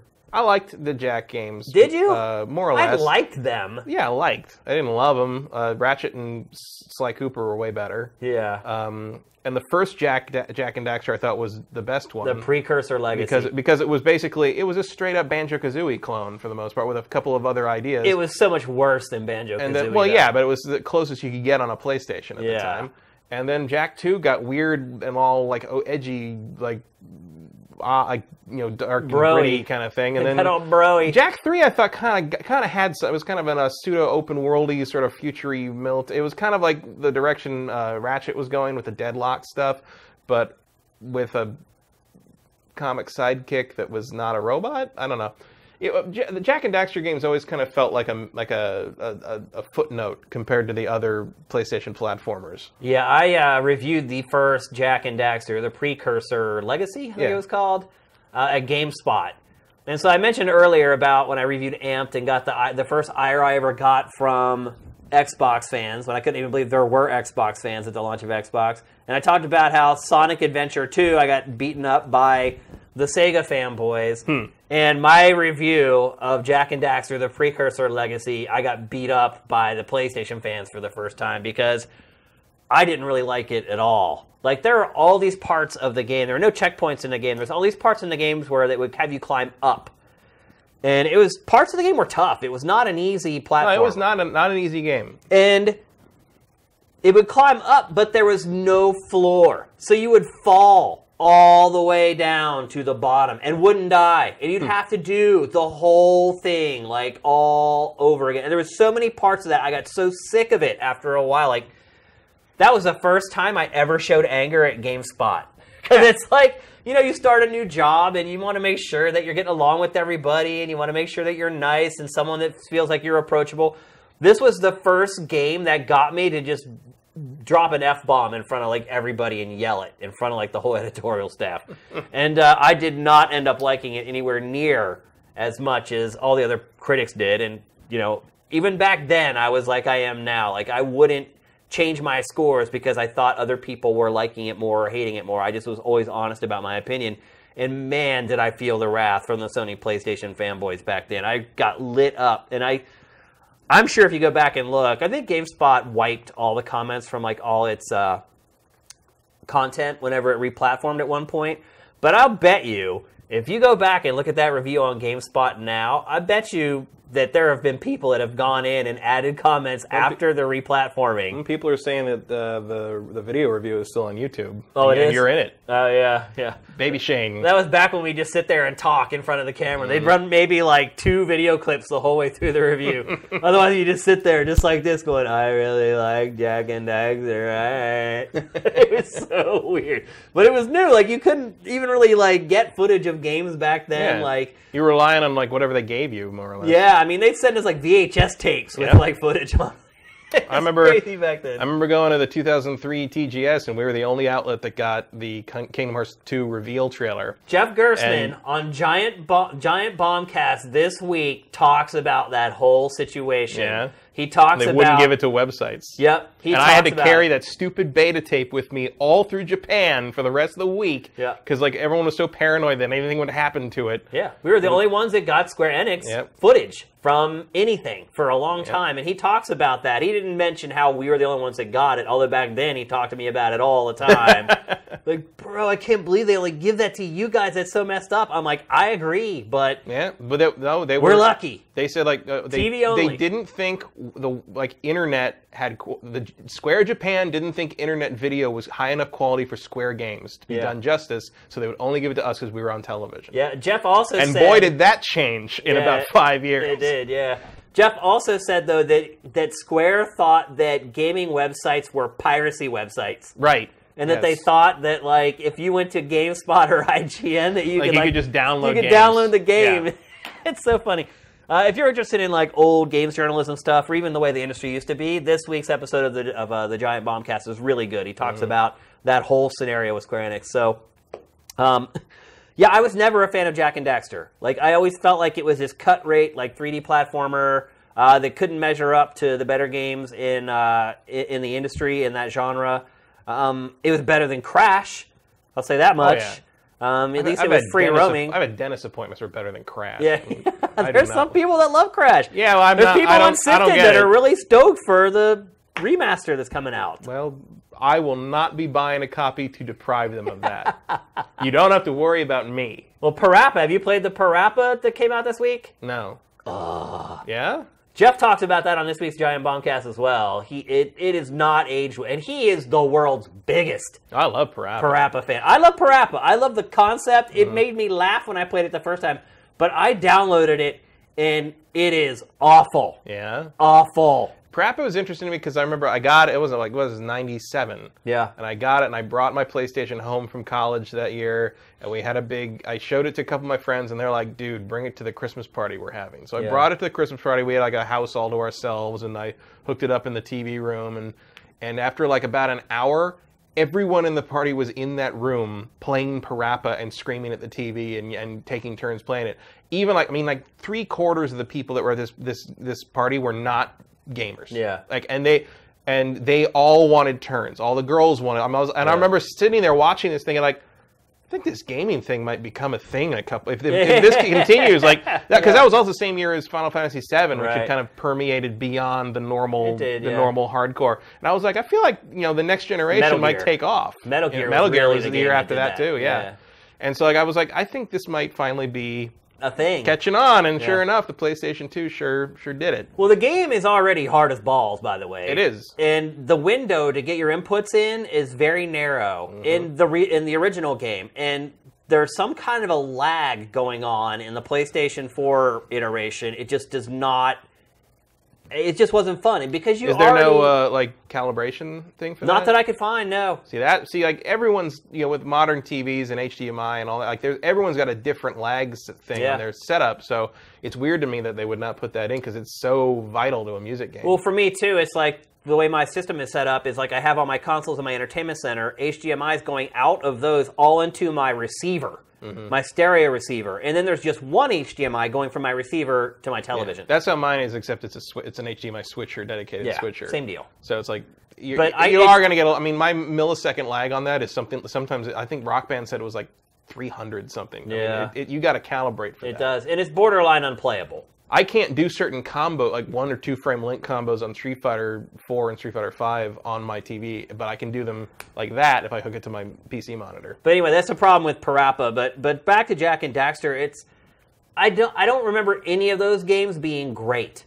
Like eventually, I thought they got good. Like I didn't even think the first one was really good. I thought it was just kind of an average game, and I thought the second one was better, and then I thought the third one was actually. Third one felt like it found its legs to some degree, but I still wouldn't say it was up to par with what Ratchet and Sly were doing at the same time. I don't like the characters. Daxter's okay. Jak I hate. He's just a douchebag. I don't like... You don't like the green soul patch? Yeah, I don't like the universe. I don't like the other characters that are in their games. I find the universe really inconsistent. Yeah. Also, like, it's amazing that this game we're looking at right now is in the same series as Jak 3. It's also amazing that this game wasn't made in Japan, because look at those characters. They're totally like, they look like Japanese characters. Well, they knew the system this was on. Yeah, I suppose. So, I could really care less that these new Jak and Daxter games are coming. Jak X Racing or no sale? I think Jak X Racing is in there. Is it? I think it's one of them. Yeah, I think that's fun. It's like 4 games. I always like the thing where it's like Naughty Dog always makes 3 games and then a kart racer. Right. And so like after Uncharted 3, people are like, well, we know Where's what's the Uncharted next. Kart racer, yeah, and that didn't happen though, unfortunately. They should have done it. Naughty Dog's not the same as it used to be. No, it's not. And that's it's not the same as it used to be. No, you're right. It's like kind of the 3rd iteration of Naughty Dog. Yeah. Really. I mean, once one of your founders leaves, that generally means that things are going to change. Or maybe things are already changing, and that's why the founder leaves. So yeah. Well, Jason Rubin left. Was that after the three Jak ones, or was that after Crash kind of ended? He was there for the Jak era. Yeah. Yeah. I think he may have even been one of the kind of shepherds of the whole Jak franchise. But I don't want this franchise to come back. I don't miss it. I feel like you're never going to see a new one. No.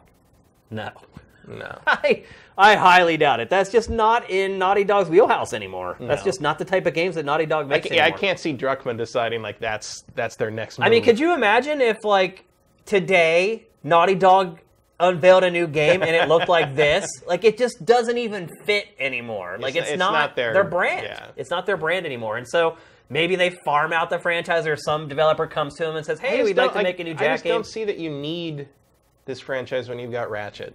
Yeah. I don't see it either. I mean, not that Ratchet is their game, but as far as the platform is concerned. No, but in terms of what Sony would want on their platform, and because I feel like that is definitely a negotiation that happens. Yeah. I feel like if you've got Ratchet, and why? Yeah. No, I agree. Like Jak has always felt like an also-ran compared to Ratchet. It's never been as good. Like when you think about Ratchet and Clank, what do you think about? Awesome. Awesome what? Like gameplay. Like gameplay, controls. Weapons, though. Weapons, yeah. Like, it has a thing. It's Ratchet's more, after the first game, they kind of figured out, it was like, oh, this is more of a shooter than a platformer. A third-person shooter, yeah. And it's kind of, but it's all, it's just so similar. It's like you've got a character with, one of them's got fur, and it's got the big ears, and it feels like such a also-ran compared to Ratchet. And Ratchet just has that Insomniac, quality to it. And so when I say Jak and Daxter, what do you think of? Can you think of any one element that makes you think of that franchise? It mostly makes me think of how angry Adam would get trying to review them in his cubicle. Because again, they weren't easy. Because Adam would always review all the Sony all the platformers. Yeah. Because he loves those games. And then once I started working with him, he and I had to Rochambeau over who was going to review the 3D platformers. And he ended up with Jak a couple of times, and I just remember he would always get frustrated at certain things, but he just came out of Ratchet and Sly in a much better mood, as I recall. He loves Sly. More than anyone I've ever known. I love Sly. I like it too, but he loved it. Let's move on. We're going to talk next about one of the worst games I have played in a really long time. Uh-oh. That is Drawn to Death, David Jaffe's new third-person shooter. It is 100% free for PlayStation Plus subscribers right now. It is the free games with PlayStation Plus, one of them. Lovers in a Dangerous Space-Time is the other one that's available right now. This game, Matt, in my opinion, is absolutely terrible, atrocious. I have no idea what Jaffe was thinking when he built this game. Because I knew you said you were gonna play it yesterday, so I downloaded it this morning and played a little bit. I played the tutorial stuff, and I played 3 or 4 matches. I played 3 or 4 matches, and that's enough. It's real bad. Oh man. Embarrassing. Embarrassingly bad. That is a good way to put it, Matt. I love shooters, love third-person shooters. I thought I could at least find a little nugget of something that I would like in this game and glean some kind of enjoyment out of. I am from the era of the high school notebook scribbling. I was one of those people who drew. I remember back whenever I was a kid, I got a hold of a piece of the arcade art for Tempest, the arcade game. And it was awesome, dude. Tempest is just this vector-based, very simple-looking game, but the imagination of the guy behind that game and what he thought those characters looked like was mind-blowing. And so I remember I drew that whole Tempest art thing on one of my notebooks. Like, I would do that. So I understand what he's going for. He's from that same era. But man, that was just a terrible decision, first of all, to base a whole game around the idea of high school students scribbling on notebooks. Think about that. Nobody could get away with this but David Jaffe. Nobody. Sony certainly wouldn't have signed anybody but David Jaffe to create a game like this. If anybody else pitched this game to Sony, it'd have been like, pfft. But yeah, this is in the Jaffe's just crazy enough to make this work kind of category. Oh my god, dude! I don't even know where to begin with what's wrong with this game.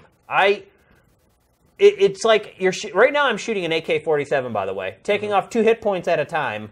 An FU-47. Oh, that's right, an FU-47. Because everything is hilarious in this game, dude. This is the most vulgar video game I may have ever played. Last night, I was embarrassed playing it in front of my wife. My wife, she just shuts out games now. She doesn't even pay attention to them anymore. She looked at me and she's like, "What is this?" And I'm like, "Well, it's from this guy that I'm kind of know and generally respect, and it is one of the worst games." And look, I'm lucky. I don't have to play all the bad games anymore. But this is the worst game I've probably played in like 3 or 4 years. The shooting in it, you feel no impact from the guns whatsoever. Like it's just, you're completely disconnected from your character. And a lot of that is like force feedback and how force feedback works with the gunfight. It's just, that part of it is awful. Like, it feels no different to fire the FU-47 than it does to fire a sniper rifle as far as like the tactile feedback that you get from it. There's no cover system in the game. The jumping, it feels like you're jumping on the moon. It's hard to come to grips with like how far you can jump and being able to nail your jumps on specific parts of the level. Look at this. This guy, there's a springy pad down there. This guy just keeps jumping on the springy pad. And I throw the grenade down there hoping it'll land down there and it'll blow him up. But he just keeps jumping on it. The only slightly redeeming thing I found in this game was a couple of the maps. This map in particular, because it kind of has those columns that come up and then rotate, and sometimes they completely disappear. That I liked. That is the only thing I liked playing this game. In this map in particular. Because it's constantly changing, constantly evolving. It's like you think you have cover and then you don't. Like, I like that part of it. But everything else, dude, the art style. The one thing I liked in it was I was looking through the weapons, and they have the RPG, which is just, you know, the standard propelled grenade, little rocket launcher. And then right next to that, they have the JRPG, which is a 16-bit game system that shoots copies of Final Fantasy VI. And if it hits you, it pops up a big, like, 16-bit dragon with, like, 3 super deformed RPG characters that go, yeah! And, like, that's it. And I'm like, that's a... And then later, like, a later weapon is... It's a used version that's... It's all yellow, and it's covered in stickers and stuff. And it, like, it's gross, and it causes, like, poison damage. Yeah. And I'm like... That was clever. That was funny. I like that. But the weapons still suck to use. Dude, they put the emphasis on all the wrong things in this game. It's like, instead of getting the core gameplay to where it felt good and was fun to play, they worried about just sliding in all these god-awful, vulgar jokes everywhere. Like, that joke's funny. I'll give you that. But most of them are terrible. Like, most of the characters just say... drop the F-bomb over and over for no reason whatsoever. None. There's no context for it. The characters don't seem like they should be swearing. Nothing's happening that they should be swearing. Like, literally, you're running by yourself down a corridor, your character's going, F this, F that, F. It's just like, I was embarrassed playing this game. And then you start talking about, like, the scribble art style. It doesn't look that bad in-game. Like, I guess it kind of works, other than the fact that the arenas are the size of, like, one room in most video games. But the art style in, like, the UI is a disaster. It's like, okay, if you're... I don't know if you remember or not. Maybe you're a little younger than me. Maybe you were already using, like, laptops and stuff in school, but... Oh, no, we had no computers when I was growing up. So, you know, everybody drew on their notebooks, but there were people who were really good. Oh, yeah. And, like, they'd pull out their notebook, and you'd look at it, and you'd be like, damn! I know. It was a guy I knew in middle school. His name was Jeff Chergosky, and he was a metalhead stoner guy in the Metallica T-shirt, and he drew like the Master of Puppets album cover. He was the guy who he brought me. I sat across from him in home ec, and he brought me one day this tape, and he's like, listen to this. just take it home and listen to it. I'm like, what? Because I liked it. I liked him. I got him all. And I brought it up. He had made me a copy of an early like promo version of an Appetite for Destruction. Oh, wow. And I was like, what the hell is this? He's like, it's Guns N' Roses, and it's going to be the big thing. And he was like, so this guy, he would draw on, those like the Trapper Keeper stuff and all those, that folder with all the sports people on it. And he'd turn all of them into like aliens and demons. I mean, just like I thought he was going to go on to draw heavy metal covers. Like that's what he was going to do. So this game is like that, is like to him, but he was never this gross. But no, that's not what I'm getting at. So every school had that guy whose notebook was like mind-blowing. Yeah. Like you were like, holy crap, you're using like stipple technique on your notebook. Yeah, it's like when do we do the art installation for all, just your folders? Right. Yeah. But this game uses the notebook from the guy who had no talent. Like, look, there's notebook scribble art that is amazing and mind-blowing, and this went for, like, the guy who had no talent, who just scribbled, like, a pentagram and 666 on his notebook. Like, man, to me, this game is a total train wreck. And look, I've said over and over, I have a lot of respect for Jaffe. I know Jaffe on a personal level. Love the guy. But this game, to me, is a total freaking disaster, man. I don't know what was going on at the studio when they were building this. I don't know who was playtesting. I can definitely tell why it was delayed. But, man, so disappointed in this game. I played it for like 2 hours, and I will never go back. Like, I couldn't... There was no rhyme. It's only 2-on-2 if you play, like, the unranked matches. And, like, half of the matches, one guy leaves, and you're screwed. All it takes is one guy to leave. And it took at least a minute to get any game running. That's the other thing. This game is free. Yeah. And still no one will play it. I mean, probably a good thing it's free. Free seems about the right price for this to some degree. Yeah. I bounced right off it. I played a few matches and it just felt terrible to me. Yeah, and I was worried about coming in and you'd be like, oh, this is the greatest character action game and it's got like this crazy art style and I love it. It reminds me when I was a skater and all this shit. And I'm just like, I'm gonna come in and be like, I don't like it because I'm not a shooter person. I was like, but no, I was kind of happy when I came in and you're like, that game's garbage. I'm like, thank God. No, it is. Thank God I'm not crazy. It is a dumpster filled with kerosene. It is so bad. I feel bad saying this because, again, I like Jaffe and I respect the living hell out of him. He has made some amazing games.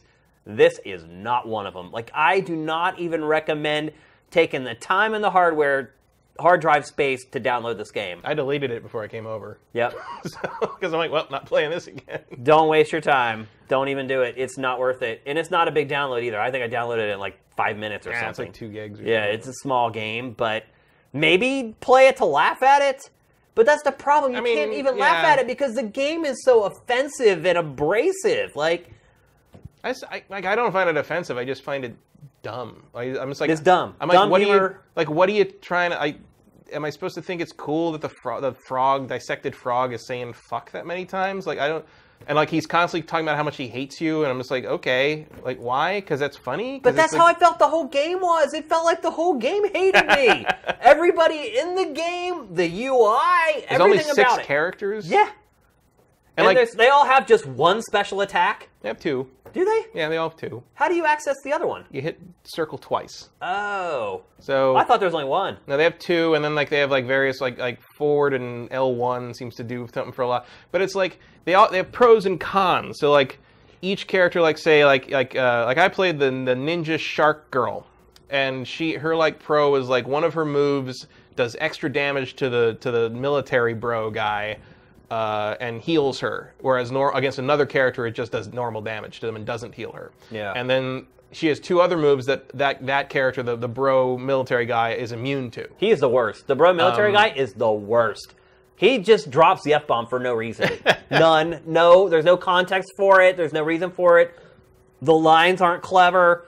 And that's just... The way I look at this game is the whole thing is just mean-spirited. Oh, yeah. It's like definitely. Everything. All the characters hate you. They hate everything else. They hate each other. They hate themselves. Like, just the fact that they allow... Like, the shit-talking options in this game are some of the most extensive I've ever seen in a video game. Like, they have pre-done, like, slogans you can send out that are all mean. It's like you don't need to teabag in this game because you have a picture of someone doing that to them already and they have set up. these like video memes like, what the hell? Like, I just can't understand who this game is made for. Even, one other thing I'll even say, your buddy who drew so well in his notebook will not enjoy playing this game. Because it doesn't play well. Look at the water, by the way. Look at I don't know if you can rewind that, but look at the water in this game. There's nothing. It's literally just a blue texture. Look at that. Oh, wow. Look at that. That's the water in this game. Look at that. That's some Unreal 1 action, right? Actually, Unreal 1 looked better. Jaffe, brother, what are you doing, man? You're gonna kill your reputation with this. I don't know. Should have done Calling All Cars too. He's on quite a losing streak. Yeah, you think he might be done? The studio might be done after this game. Hey, I don't think he'll ever be done. I think he's too tenacious. He's a Wolverine. He is a Wolverine. That's a good way to describe him. He's always going to make something new. That's probably a good way to describe that game, actually. It's like the video game equivalent of a Wolverine. It's like you don't want to be around it, and it's mean and nasty. All right, let's move on. Our last topic of the week. We talked about it a little bit because I just got started on it. But now I have played the living shamoles out of it, and Matt has as well. We're going to talk about Persona 5, what will likely be our final impressions of the game. I would just say right off the top that the longer I play it, the less I like it. You're hitting the Persona wall. Have you played a Persona game before? I had played Persona 4 for about 10 hours. Okay. So I know that this game is pretty much the same thing as far as how the structure and everything works. In fact, I'd be curious for you to tell me like what is different in this one. Because I haven't really noticed much. Not a whole lot, really. I mean, it's pretty much the same. It's more the tone and what you're doing is different. So like, usually like the difference here is mainly the idea of being thieves and stealing treasure as opposed to just getting to the end of the dungeon and beating the boss. There's still the thievery angle. Yeah, the thievery angle's there. I mean, the cover thing where you can sneak around. Because, I mean, you're never really supposed to clear the dungeon out because you just don't have the resources for that, especially early on. But this one even more. I mean, I got to the point. So I was trying to follow kind of a standard plan of getting to the treasure. Because when you get to the treasure in the dungeon, and then you have to stop. Right. Because there's a whole game the mechanic. The whole calling card thing, and because there's plot they have to deal with. Right. And then you go back in, and basically it makes it so the final boss of the dungeon is you always fight it fresh.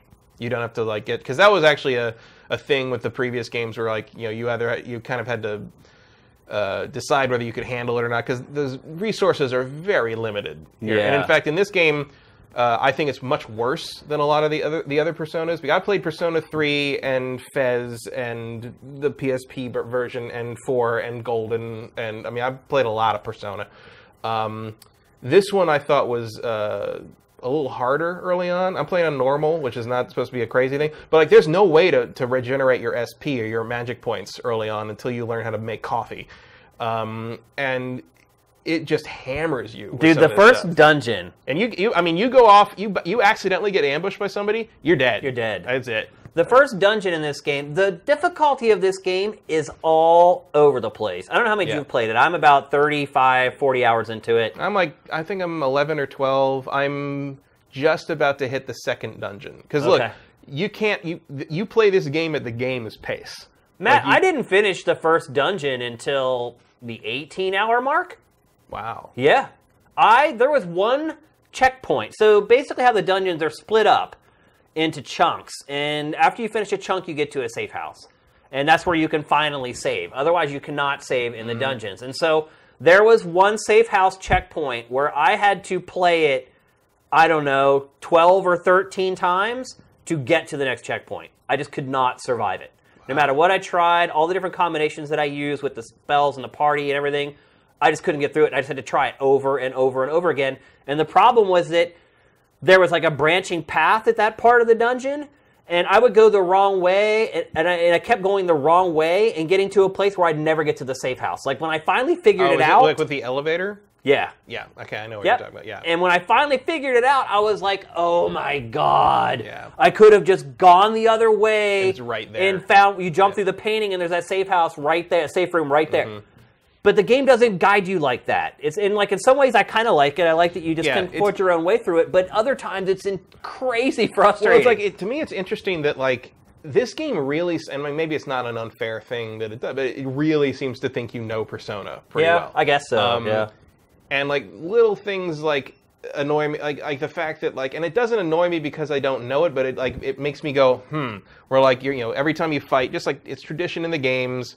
When you run into a new monster, you don't know what its weaknesses and strengths are, and you kind of got to throw what you got at it. You have to use the attacks to figure out what they are. Yeah. Now, a lot of these monsters are the same as they've been through so you run into one, and it doesn't. I'm like, okay, but I know that one is weak to electricity. I know this one's weak to wind or weak to cold. I have to go through trial and error to do all that. But the thing is, the game is not forgiving enough to allow you that trial and error. To me, Yeah, in my opinion, the smarter play is to hit something you've never encountered before. Hit it with what you got, figure its weaknesses out, load the previous save, and come back and don't waste the turns doing it. Because the other thing is you're burning SP. You're burning SP, and you're taking hits. Yep. Because hitting the health in this, like the health regeneration in this game is a joke too. It's here you spend like 2,000 yen on 50 hit points. Like, right. Because like one of the rules in Persona among people play like Persona don't buy Ice. anything. You don't buy equipment. You don't buy healing stuff, except stuff out of vending machines. Cheap stuff out of vending machines. But the thing is, vending you find machines better gear in treasure chests. But the vending machines run out. So like, there's a couple vending machines that sell SP restoration items, but they only sell 2 at a time before they restock the next week. Yeah. Whereas there used to be a way, like in previous games, where you could, I think it was 3, like at least you could jump back to the beginning of the dungeon and stand on the save point and get your health and stuff back, and then kind of plow through it again, even though the enemies would respawn. But like you were starting from a later, fast travel point basically. Right, That's not really in this. You're really limited to what you take in, and if you leave, the only way to get all that back is to leave the dungeon, and then you've burned that day. And the day countdown is it's not crazy at first, but like it does railroad you through some stuff that I was surprised at how many days you'd lose to plot points. That's my biggest complaint with this game is that you said it in a text message yesterday, is that it is an elaborate scheduling game. Yeah. And you're right. Like Which they all are. I mean, they have since 3, they've been that way. It's all about managing your schedule and because there's certain things that you can only do on certain days, or you'll get huge stat boosts if you do certain things. There's certain products you can only buy on Sunday. And so it's all about like trying to map out your time. And I'm going to do this today. I'm going to go back into the dungeon and do this. I'm going to come back out, go to town, and get new gear and go to the diner to get a special kind of tea. All this stuff you're doing, you're trying to juggle it with the calendar. The problem is you can't, because the game just out of nowhere says, no, you're not going to do that. You're going to bed right now for no reason. Like crafting. You have like a crafting tool in your room. The game just tells you when and when you can't craft. There's no rhyme or reason to it. Like a couple days ago, I was at a point, so what happens is after you finish a dungeon, they give you like a week around that of game time to just kind of get things in order. Like you go and buy gear with all the money you made, and because you're given like a deadline for like when you have to finish the dungeon by. Right. If you finish the dungeon before that, you basically have free time until that day, and then the plot happens, and then you have some time between that and the next dungeon arising, basically. Which is more than previously in the other games. And we're all being completely spoiler free. Like we're using nomenclature that's not going to spoil anything for you guys. Previous games, it's been a little more like you're kind of certainly Persona 3. Your progress was more up to you, and it was possible to run out of time before you got to the top of the the big. It was like one big dungeon. Yeah. And these 4 kind of introduced the idea of the dungeon being self-contained and based on the characters. So in the previous one, it was always like you had to liberate someone from their persona problem in 4. Like in this one, you're basically finding people that are horrible and like targeting the thing that makes them horrible and removing it from them. Yeah, and then they go insane. And then they go kind of like crazy and weepy and weird. Here's the interesting thing. I found the premise of this one really dumb. In dumber than usual. I don't want to forget about the scheduling thing. No. Well, we'll go back to that. But the scheduling thing is part of this. Okay. Where, like, the previous games, like, I'm one of those people, I like the mundane schedule stuff way more than the dungeon crawling in these. I really enjoy kind of like the day-to-day school stuff, just being around doing stuff. Like, I don't mind it at all. So it's fun. The problem I have here is, like, I've always enjoyed the fact that you're just sort of like a random person in a school, and like suddenly like in the third game, you get involved with like this club that investigates paranormal stuff, and they accidentally are investigating real paranormal stuff, and that's what the dungeon is. Persona 4, you stumble on like a murder, unsolved murder that you end up going through the TV that, like, you know, it's kind of a multimedia like commentary on society sort of thing. I said this one, like, you arrive in town new, but it's because you were like bad. Because you tried to save a woman you were from being good, but you're trying to save a woman from being assaulted in the street, and the guy you stopped is super connected somehow, and basically you got arrested and railroaded, and you have a criminal record, and you're on probation, and everyone you run into in the first hour or so of this game is a raging asshole. Oh, yeah. And, like, they all they instantly hate you, and, like, the guy you're staying with, like, clearly thinks you're the scum of the earth. And, like, well, because you have the record, and everybody knows it. Yeah, but even though it's, like, they know there was two people there, and, like, they say, oh, it's your fault for getting involved in adult business between two people. And it's just like, really? Man, you guys are the most gullible human beings I've ever seen in my entire... Like, no one believes your side of anything. And, like, the main guy you're staying with in the cafe is, like, not only an asshole in that regard, but he's upset that he drives you to school the day before school, and he drives you and complains that he doesn't normally let men in his passenger seat. And then he, like, says he doesn't know how to contact you because he doesn't put men's phone numbers in his phone. I'm like, dude, I think you're protesting too much. Yeah. Like, I don't know what you're... I mean, look, there's a lot of cultural disconnects in this game. Somewhat, but the part of the problem here is I think the translation here is real bad. It is bad, yeah. Especially by Atlas standard. Like, there's what they called, my friends who loved Hong Kong action movies back when we were in high school and college, they called them hex errors. Yeah. I don't know why. It's basically when, like, a direct translation of like the subtitle is basically a direct translation of what they said, and it makes no sense in English because of the context or because of the idiom or because of the structure of the sentence. And there's a lot of weird sentence structure in this. It feels like a lot of this game was never put through like a second cleanup pass in the translation. But the weird thing is that most of it's voiced. So, like, you get people saying these lines out loud, like, well, it's not unusual to not see you not alone. And you're like, what the hell? Who read that out loud and was like, hey, maybe I could clean this up a bit? You know, it's like it's very Well, that's strange. because he had another 9,000 lines to get through in the day that he had to You got 2 days to read 4 movies worth of dialogue. Pretty much, yeah.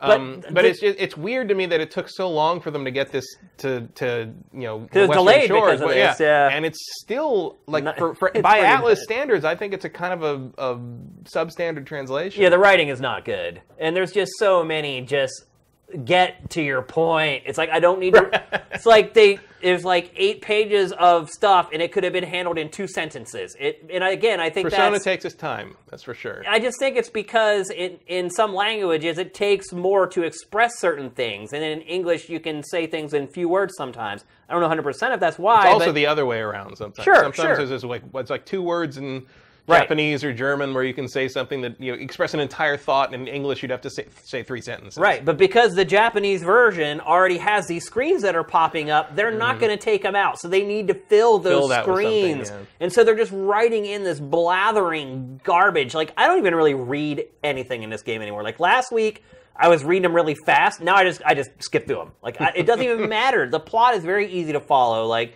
you don't even really need the dialogue to know what's going on. You just watch the pantomiming and kind of figure out what the story is.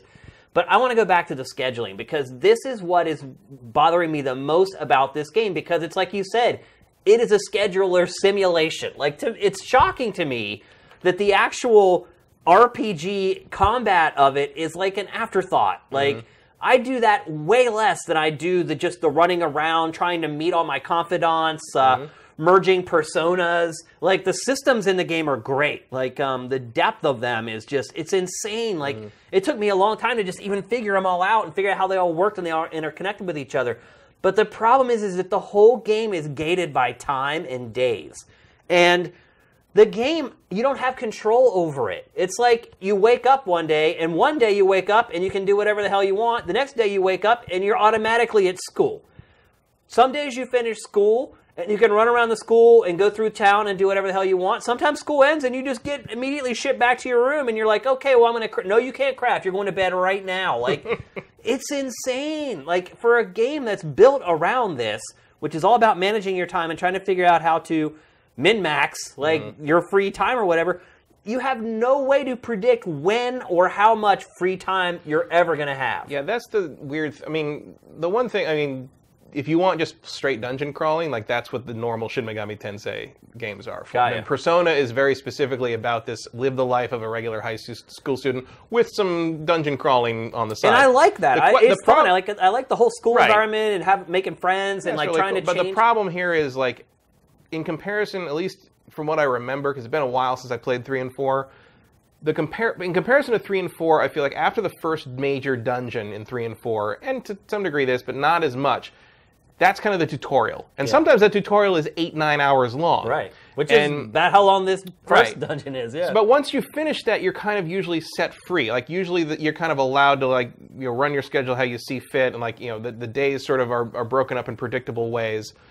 And so far, I mean, I'm not to the second dungeon fully. I mean, I can see, like, we found the person we're going to deal with for that. Right. But, like, I still don't feel like I have control of the game fully the way I did on 3 and 4, and I'm beginning to wonder if that ever happens. I mean, it hasn't for me, and I'm almost 40 hours into the game. So on one hand, like what you're saying is just like that's just what Persona is in a post Persona 3 world. But also, I feel like this game feels much more constricting in terms of how the scheduling works than the previous. That's the word I should have used. The game is incredibly constricting. It dictates everything to you instead of you dictating to it. And it's like you said earlier, like sometimes a cutscene will just kick in from nowhere. Say you're going to that special place where you can buy that juice that's only available on Sundays that literally boosts your stats. And like you need that. It's like the best money you can spend. Yeah. And a cutscene kicks in, and next thing you know, 5 days pass by. Literally. Yeah. Like that happens where like you just lose 5 days and like all this planning that you had set up, like you know, everything mapped out. Okay, today I need to go get that juice, and I need to go talk to the crew on the rooftop to plan out, and it just all gets shat on. It's crazy. Like I haven't played a game like this in a long time. Well, so far, like I feel so far like the whole game so far feels as constrictive as the beginning parts of 4. Because 4 railroads you through a lot of stuff to kind of teach you how to play the game and like introduce you to the concept. But see, I only played the beginning of 4. That's all my only experience I had with it. So 4 opens up after you finish the first dungeon to a large degree, way more than this one has after the first dungeon. And it's like one of my things with Persona 3 and 4 was like it was like a Civilization 2 kind of thing where it's like one more day. Okay, well, just tomorrow I'll save. Okay, one more day. I would just, hours would go by without me realizing I was just still playing this game. And on Persona 5... This game does burn the time. It does burn the time, but there have been a couple times when I get through the thing, okay, I finally got through a day where I didn't have weird things forced upon me and I got what I wanted to do done, and I'll save the game in my bedroom, and I'll be like, yeah, I'm done. Like, I've stopped playing this game when I didn't have to stop playing it way more than any other Persona game. And I'm not trying to say that I don't like it. I do like it. It's another Persona game. It's a Persona game on a console, which we haven't had in 8 years or something like that. I mean, it's great to see it. I love the look of it. But like it doesn't quite. It so far has not quite delivered to me that sort of the addicting, like, dig into that scheduling idea and really like go nuts with it and decide what you want to do. It feels like it still hasn't given me the reins yet, and it feels I'm coming up on hour 12 or 13 at this point. I'm like, bro, like, can we play? It is. Look, I had a blast with this game at first. Like, even with all the issues that I'm mentioning, I was like, oh, it's okay. Like the first like 20 hours, I was totally okay with all of it, and then after a while, it just wore me down. Eventually, like I mean, that is Persona. Persona games do tend to have like a wall where you're just like, wow, like this is still going. You know, I just didn't want to do it anymore, and it was taken. The story was moving so slowly, and a lot of it was predictable anyway. You can kind of guess what was going to happen. You're just like, come on, man, I get it. Like, I don't know. I don't know if I'm going to finish this game, to be honest with you. Like, I'm getting to the point now where I've sunk so much time into it, and I don't know if it's a good use of my, because knowing that it's like 80 to 100 hours, and I'm only like halfway there, I will say, I will give it credit for one thing. The HUD, when I loaded it up, was partly off the screen. Oh, really? And I couldn't, no matter how I shrank or grew the screen size setting, it wouldn't change. And I finally dug into my TV. Turns out my TV's been on the wrong size setting for like 6 years. You mentioned that with another game, too, not long ago. I can't remember which one it was, but you said like the HUD or the radar was off of the screen. Yeah. I was like, I'm not having that problem. No, I finally found this, like, it's size, there's a choice. You can either have the full screen or you can have it like 95% of the screen with like overscan on it. It's been on 95% overscan for like 6 years. That's hilarious. So I switched and I'm like, look, it's all there now. What the hell am I doing? I don't know how I let that through. I think I fixed that on the main like TV one, and I never changed. I thought it was universal and it's per input. Yeah. So I never changed it on my game input. And here's so now I can see the whole HUD. That's great. Here's the irony too, is that I would still tell people to buy this game. Yeah. Because look, I've played it for 30 or 40 hours that I've mostly enjoyed. For $60, that's great, man. Like the combat. I've yelled at it a fair amount. I have said, I texted you this, I have literally said, that's bullshit. At least like 250 times in the last week. Screamed it. Because it is. There's just bullshit. Like, you just get one hit and just die. Mm-hmm. And like I said, there's no save points. So sometimes you're like, you've played for like 30, 35 minutes. You've got to, you're right next to the next save point, and an enemy hits your entire party with one attack that just takes them all from full health to nothing, and they all die. And you have to go back to that save house and play through that section again. That's when I yell stuff like that. Or when, like I said, like the game just forces you to burn like 3 or 4 days out of nowhere. It won't let you... And I don't know if you got to this point where there has even been times where I'm in my room in the middle of the day and it won't let me craft. It just says, we shouldn't do that right now. I'm like, no, we should do that right now. I'm out of lockpicks. I'm out of lockpick. Yeah, but you know what they're trying to do is they're keeping you away from building your proficiency, which is one of your stats. And so they want you to go do the part-time jobs for that. And see, I feel like the whole game is that way. Like there's all these little artificial stoppers that make no sense, but when you start to play it more, you realize, oh, that's their cheap way of making sure I don't become OP in any one category. They want you to do it the way they want you to do it. And it's such a strange type of game to be playing in today's day and age where just about every modern game is about player agency. Mm-hmm. And you being able to do whatever you want, whenever you want, so that you're never bored, in all honesty. And this game forces you to do things that some players are going to enjoy a lot, some may not enjoy at all. And some are just flat out frustrating. Like you said, it's a scheduling game that doesn't let you manage a schedule. It manages a schedule for you, and it makes you feel helpless in a lot of ways. That's the best way to describe it. You feel helpless playing this game a lot of times. Whether it's in the dungeons where an enemy just out of nowhere just wipes you out with one attack, or whether it's I have all the stuff I need to do. And the other part is it puts you on time limits. It's like, you need to finish this dungeon by this date. And that was the other thing, too. Like, the second dungeon, like, I got to the point where I was starting to cut it a little bit close and finishing the dungeon, and it skipped ahead 3 days out of nowhere. And what I had done, I was like, I got plenty of time. So I'm going to go to Shibuya and do all this other stuff that I've been putting off and build up my stats and whatnot, not realizing that the next time I went to sleep, I was going to lose, like, 3 days. Like, it's just... It's archaic old game design is what it is. And that's why you keep a rotating set of 5 saves. Yeah. So you can jump back as far as you need to. It's just silly. I've done that. I've done that at least 4 times already. Yeah. Like, I'm like, oh, I screwed this up. Got to jump back to like 3 days before and do different things and talk to different people and hang out with a different person and jumping back and making sure you have the right types of personas, because you need to hang out with the right person. You need to have the right type of persona that matches their type. Theirs. So you get enough, like, bondage, whatever, with them, so that your relationship goes up.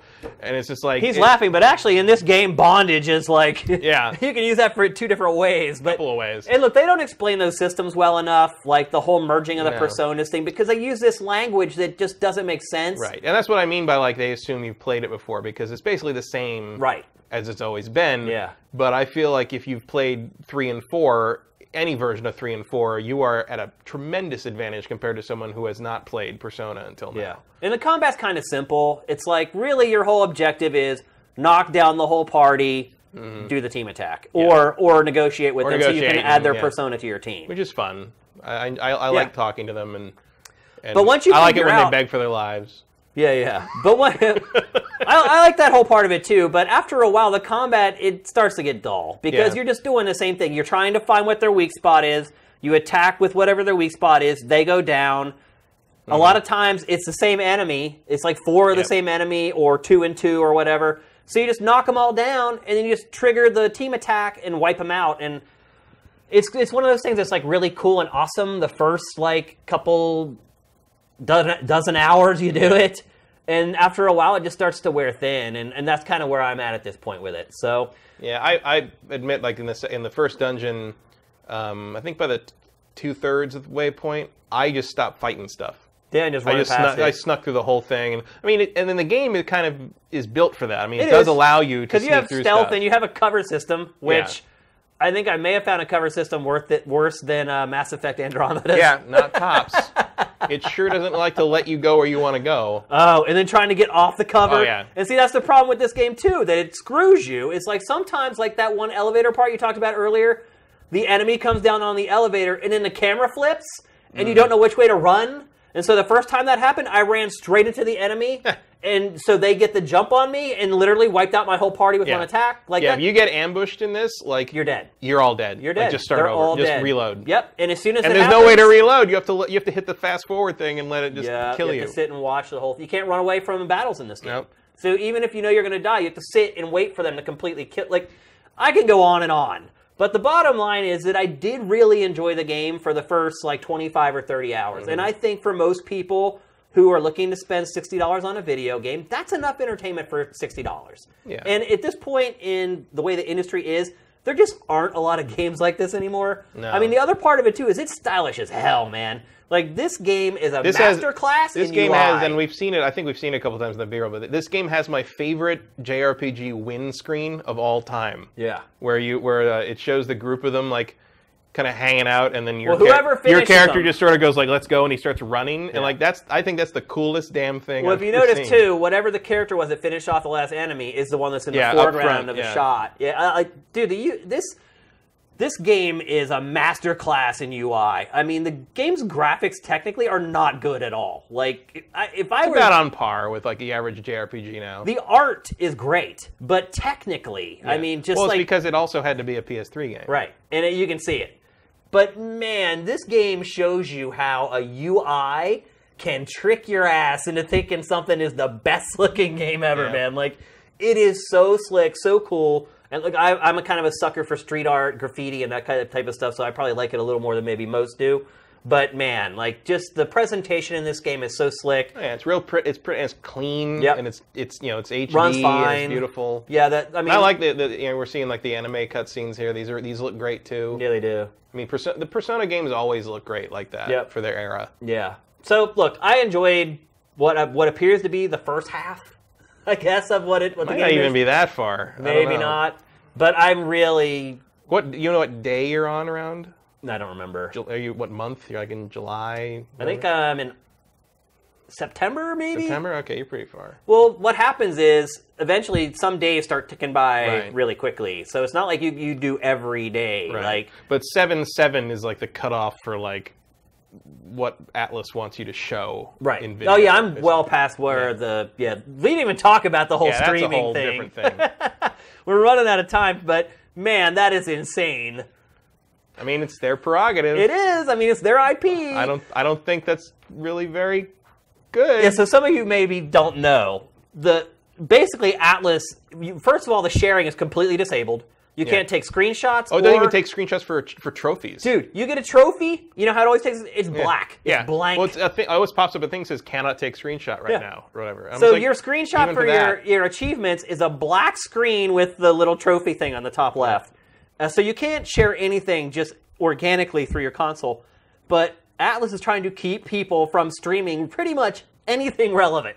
They're like, no bosses, nothing past like this certain day. And look, having played most, or maybe not most of the game, but a lot of the game, it's so dumb. Like, there's no, I can't think of anything that's happened in this game where I'd be like, I can't believe you spoiled that. Like, yeah, it's very by the numbers. Kind of. I mean, I'm not saying it's identical to. I thought Persona 4 had a more interesting story so far. Yeah. Maybe because I'm just more interested in a murder mystery than I don't know, people went crazy and crashed a train story. Yeah. I'm not really sure where it's going there yet, but like, yeah, it's very weird. And it's like, I mean, I get like you don't want to give away everything from like a story-driven game. Yeah. But like.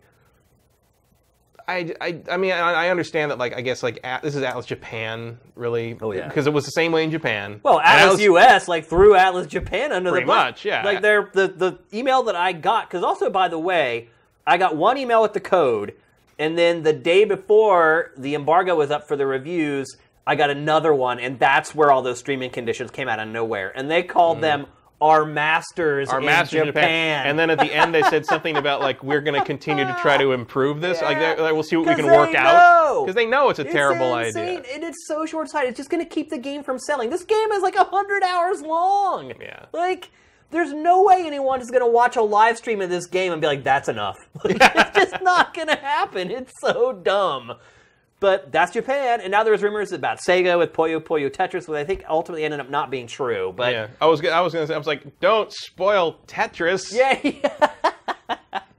That game's been out for 3 years. Like, what's left? Yeah. So at first, I kind of regretted giving impressions after only playing as much as I did last week. But you played like 10 hours. Yeah, I know. But you realize, Persona's a slow burn. You're right. You realize, though, once you start getting into it, the 10 hours is nothing in this game. Right. It's like a drop in the bucket. Like you finished the tutorial, basically. Right, yeah. And so at first, when I thought that, I'm like, oh, but I didn't play enough. I should have given my impressions because I started to realize how big the freaking game is and how expansive it is.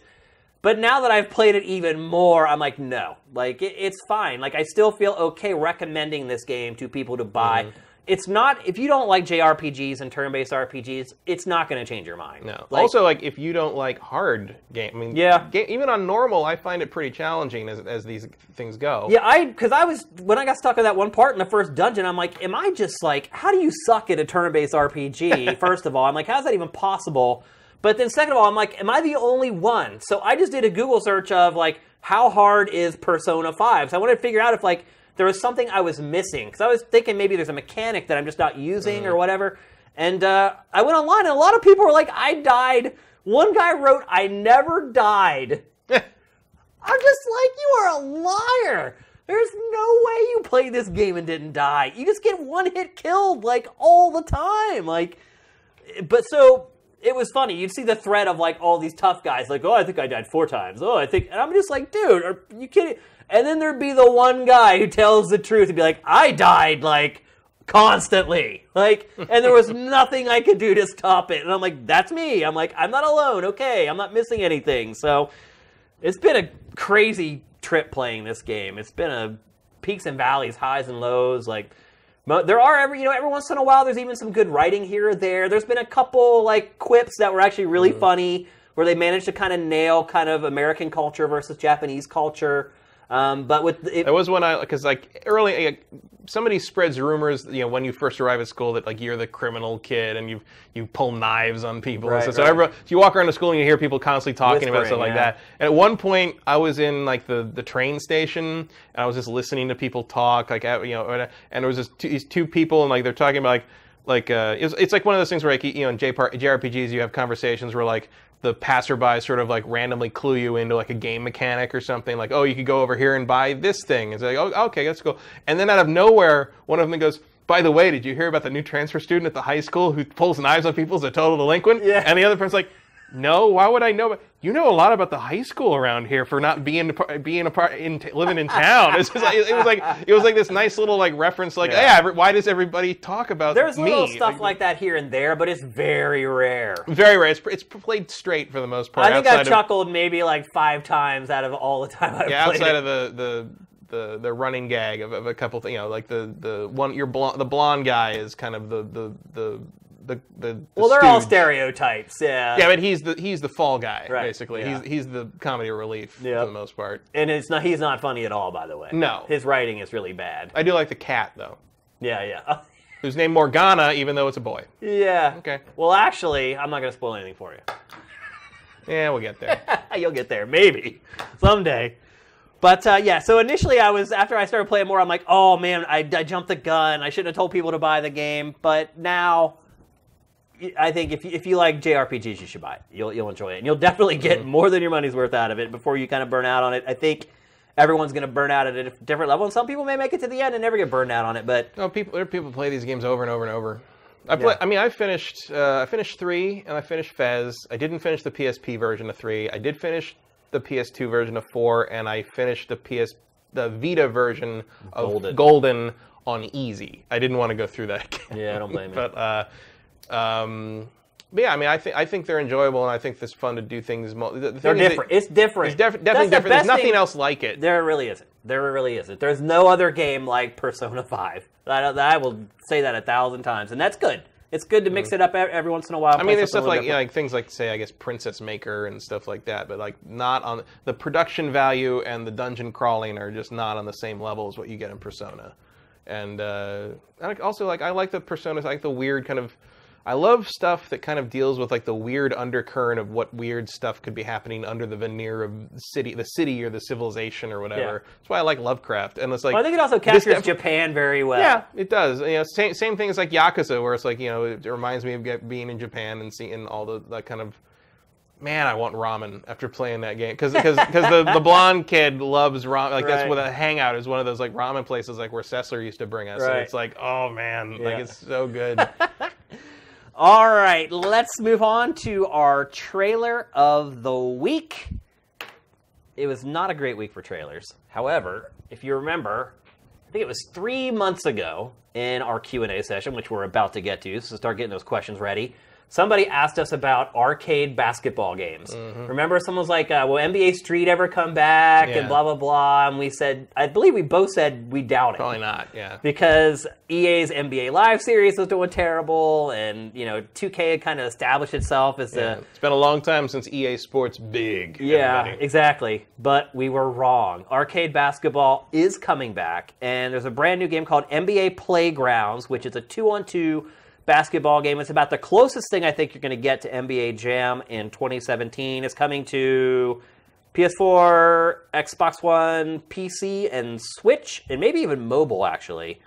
Maybe, yeah. Yeah. I don't know. But here's the debut trailer for it that stars Allen Iverson.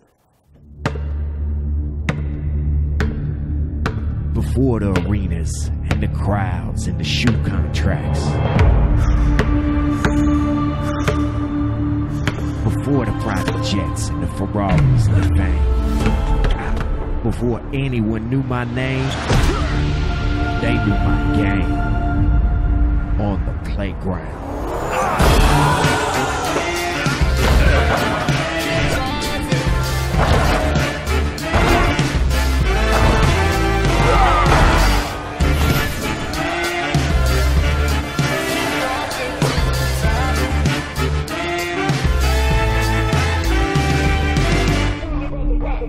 Practice. You talking about practice? Not a game. No. Practice? We talking about practice? Do you remember that? Yeah. When he went on for like 20 minutes? Yeah, I don't. Not a game. Not a game.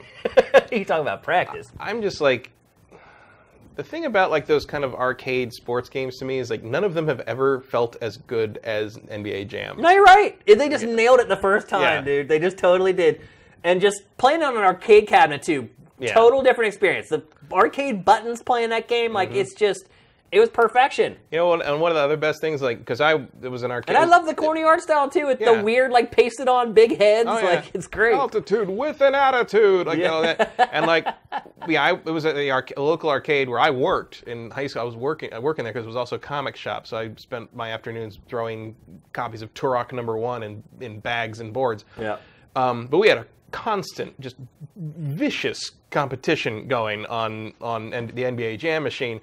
And like it was me and like two of the regulars and the owner, and like we would just play over, you know, and whoever had, you know, because whoever was #1 at that location, you know, everyone in the attract screens, your initials would come up in giant gold letters, and like it would come up, and whoever's it was would point out, I was like, just want to draw your attention to the NBA Jam machine at this moment, like it's like, you know, and like it was just like a lot of bragging rights. It was so good, so much fun. Even though it was random a lot of times, I think that's what made it fun. Oh, the ketchup AI was total garbage. But that's what made it fun. It was great, yeah. You never felt like you were out of it, so you never gave up. Oh, and because like that last minute like sling shot that like you had like a higher percentage of making like the across the court 3-pointer at the last buzzer, like, and sometimes that was the game, like, and that was amazing. Yeah. Like, it was unless you were the one who lost because of it, then you were screaming. That's Street Fighter 2, Mortal Kombat 2. Those are probably the 3 arcade games I have the most fond memories of. On my own, playing Punch-Out was the game I really enjoyed, but yeah. Those and Samurai Showdown. We had a big Samurai Showdown rivalry. Those were the good times.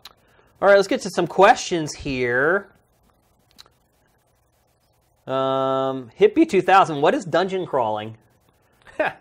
Well, there's a couple different ways to describe it. So, as a genre, a dungeon crawler is a first-person turn-based RPG, like an where you Ultima see like Underworld or the something. hallways that come at you, and then you take turns like attacking. And then dungeon crawling as an activity is just like grinding your ass through like a turn-based dungeon. It's going through usually a maze or whatever, just an area of enemies that you have to make it through to get to the next thing. Or in some cases, get to the next floor and like you're just looking for loot. Comes out of like pen and paper Dungeons and Dragons from back in the day. Here's one from the One Geo. What was the worst game you have ever finished? Oh, probably. I mean, if we're not counting like old games that I didn't know any better because I was a kid and I had no access to the internet to know that everybody hated them. Probably Wanted. Yeah. The game based on that movie with the curving bullets and Angelina Jolie. Yeah. I played that. I finished that game just because we'd given it a bad score and the people who made it were angry about it. So I decided to play it to see what the deal was, and it was indeed terrible. I finished it in 55 minutes. And then I went back to the beginning and I set it to the highest difficulty and I beat the first 3 levels again without firing a shot. The game was terrible. Yeah. It was not really set up to do what it needed to do. Worst game I ever played was E.T. for the Atari 2600. Finished? Because I finished it. Yeah, all my friends gave up. I actually was like the one person in my circle of friends when I was a kid who stuck with it and finished E.T. I think maybe I did finish that. Dude, I blew minds with E.T. because everybody would fall into the pit and they just quit. Or maybe they get back out of the pit and they go to that other screen and then they give up there. Like, I got to parts of E.T. that most people don't even know exist. Friends would come over to watch me play E.T. because they'd be like, Shay can get to all these screens that nobody even knows exist. So that was, for me, the worst game that I ever finished. I think I'm one of maybe like 2 people in the world who ever finished E.T. for the Atari 2600. That was a good question, by the way. Lots of people talk about Persona. From Dustin Horman, what do you think about the YouTuber visit at Valve? Do you think that focusing on giving curators more influence will help keep the storefront looking clean from fake games? What would you have done to get the Steam storefront easier to browse? I mean, if that's what they want to do, fine. Certainly Sterling and those guys are the most vocal opponents of Total the Biscuit fake and Jim things. Sterling were the 2 people that went. Maybe others went. There was but like one other, I think, but they were the 2 big guys. Yeah. I mean, cool that they're listening, I guess. The thing is, like, I mean, I love watching Jim Sterling rant about the terrible games and stuff, but I've never seen one pop up on my front page because I don't buy or play them. See, that's what his problem is. Like, It's because he goes and buys and plays them for his video segments. They're getting force-fed to him because they're like, you like this stuff. You like these quirky indie games. And so that's what he's getting. Like, I'd never even know those really existed Me if either. it wasn't for watching his videos. Me either. I think the Steam system is okay the way it is, But to answer your question, to fix it, it's the same thing I did with Sifted to fix it. You have to have a human hand curating it. Yeah. That's how you fix it. If you have a is that even feasible with Steam? Well, that's what one of the things that they proposed to the YouTubers was them paying $12 an hour to people who have proven that they know games really well and are active community members on Steam, just hand curating the stuff and saying, these are the best games. And you can dig into this other stuff if you want to, but I know this stuff, and I'm saying that. And Jim Sterling disagreed and said it was a bad idea. But I don't disagree. I think as long as you have the right people doing the job, that is the ideal way to do it. I mean, bots are getting better every day, and I'm sure at some point they're probably going to have a bot that can do this kind of stuff as well as a human, but for right now, they're not there yet, and I think in some situations, there's just no replacement for the human touch, and I think this is one of those cases, so that's just my take. W. Matthew, do you think Microsoft could add Office to the Scorpio and target it at kids in high school going off to college? Again, you'd need a keyboard for that. It's got a USB port, though. I'm guessing it'll work with any keyboard and mouse, right? Will it? Because I thought there was a whole thing where they didn't want those on Xbox One. I think, look, there are keyboard and mouse for both PS4 and Xbox One, like products that you can just buy that are made just for them with the branding on them. So, but I think you could probably just, I mean, I know I could plug any keyboard into my Wii U. Like when I was playing Monster Hunter, I just plugged in a keyboard and off it went. So, I mean, installing off, that would go, I think he's getting at like what I was talking about earlier, about making it a cheap PC. Making it a cheap PC. I mean, I think it's a good idea, man. I'm not backing down from that. I think it could open up whole new avenues to them. I mean, you don't need a powerful PC to run Maybe that can be included with Xbox Live Gold now? Yeah, you get Office for free. Because isn't Office like a subscription-based thing? It is now, yeah. Yeah, that's actually a good idea. By the way, that's one of the other reasons drawing PC gamers to the Xbox Scorpio will be difficult, is paying for multiplayer. Yeah, agreed. You're right. That's absolutely something we totally didn't think about. From Fruit Eater, I'm torn between Yakuza 0 or Persona 5. Which one would you guys recommend? Ooh, Two entirely different games. Yeah, they're very hard to compare other than the setting. Right. I like Yakuza better, but that's because I prefer like fighting action stuff over turn-based stuff when it comes down to it. But both of them are fantastic. I would definitely prefer Yakuza, without a doubt. It's because it's not as rigid. It doesn't both of them have stories that are about as crazy. They are. Yeah, you're right. Yeah. Because you still get the whole Japanese touch in Yakuza, but it's a much more active, much more player agency for the player than you get in Persona. Persona feels like an old game in a lot of ways. Yakuza a little bit like an old game at times, but nowhere near as much. A lot more variety in Yakuza as well. You play some classic Sega games. Yeah, and there's not much as that. Like there's like batting cages and a couple things you can do in Persona, but there's not that vast variety of kind of activities that you can get into like you can in Yakuza. So I realize we're going probably against the grain of every other journalist by saying that, by the way. I don't know. Yakuza got good reviews, too. Yeah, but I guess they did pretty well. I know Persona 5 is a new hotness, but if I had to pick one, I would probably pick Yakuza. Even though I do really like Persona 5, even though I just spent 20 minutes complaining about it. Avusin, now that the Switch honeymoon phase is over and its shortcomings have become more apparent, how long till Nintendo is going to launch a revised Switch? Would it have backwards compatibility now that the predecessors are killed off for good? And which improvements are you guys hoping for? Good question. Predecessors to the Switch? Yeah. He said since the Wii U's killed off and the Wii's killed off. Well, I think you will see a lot of Wii U ports. I don't know about 3DS stuff. I think the next iteration of the Switch will be focused on handheld, and it will come right alongside the next real Pokemon game. Yeah, I'd agree with that. We've been talking about it on the show. I don't know how often you watch the show, but we've been talking about a handheld-only version of Switch for quite a while on the show.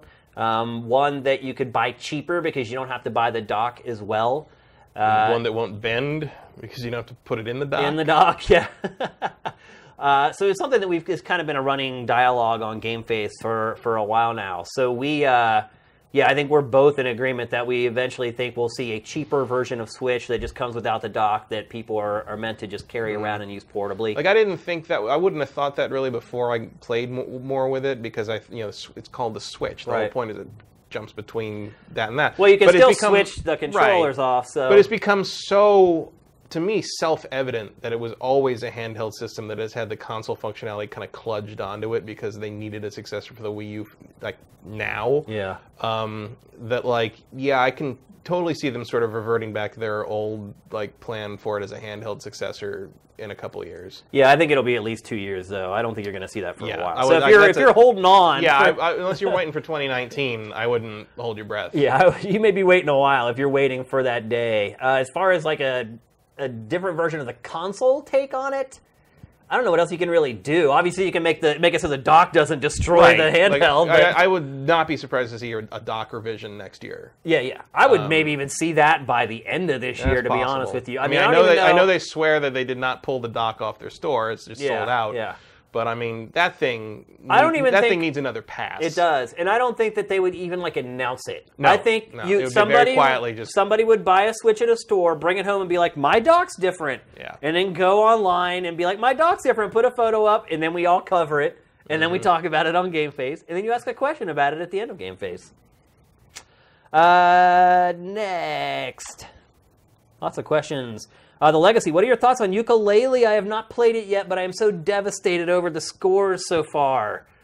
Oh, that kills me, man. And again, I haven't played it, so I can't say whether they're right or they're wrong, or I agree with them or I disagree with them. Just knowing that there are so many people that aren't loving it, it hurts my soul. What is it? Yooka-Laylee, they're asking about. Yeah. Oh, man. I can't imagine how all those people who made some of the best games in the genre could put out such a mediocre entry in the genre. It just doesn't make any sense to me. And I was really devastated the day all the reviews came out for it. We tried to get review code for that game, and we could not dig up a PR person for that game. No, it's weird. I actually bought it before I came over here. I got a 20% off coupon for Green Man Gaming. I'm like, that's the right price. Yeah. Plus their pre-order discount. So I was like, yeah, we'll see. And so, I mean, I know, like... We'll talk about it on next week's show. Yeah, sure. That's basically, like, what I'm preparing for. Yeah, that'll be one of the big topics on next week's show. But I will say I was pretty devastated to see everyone else's impressions of it. Like this, but at the same time, like, I mean, other than performance problems, I did order it on PC, so hopefully the performance issues won't be a problem. Like, it sounds like a lot of the complaints about it are just like it's a game that probably could have been made in 1998. Yeah, and, like, that was sort of like the point. I think that was what they were going for. So I guess we'll just see how that shakes out. Now, and look, full disclosure, I do like 3D platformers. So I still like the Banjo game. I mean, I know, like, they're probably not.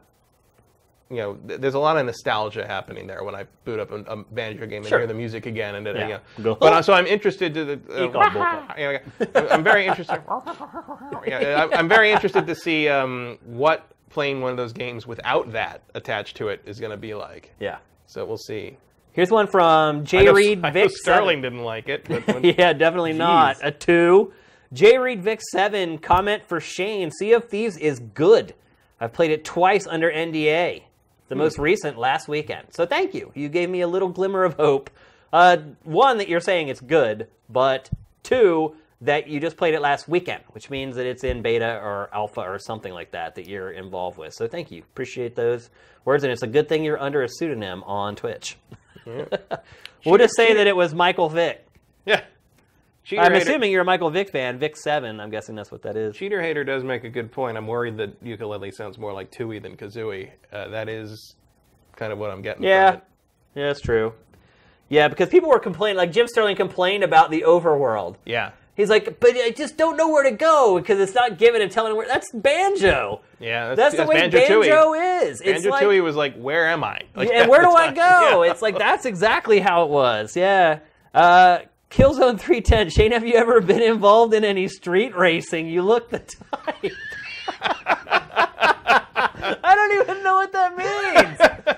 Like, do I look like I should be in the Fast and Furious or something? Like, I don't get it. I don't know. Maybe you just look like part of the family. I mean, have I raced on the street before? Yep. And that's all I'm going to say about that. He almost had you. Yeah. You never had your car. All right, We're watching all of those tomorrow. One last question, because I am literally about to pee my pants. I'm not even exaggerating. I am about to pee my pants. So he says that every show, and he never does it. No, I make it usually. I've never got this close. This is the closest I've ever got. My problem is I drink a whole gallon of Gatorade during the show. So one more question here. If we can find one. And if not, I'll be more than happy to run away right now. Next purchase, Hippie 2000, another one from him. PlayStation VR or Switch? Switch. That's a tough one.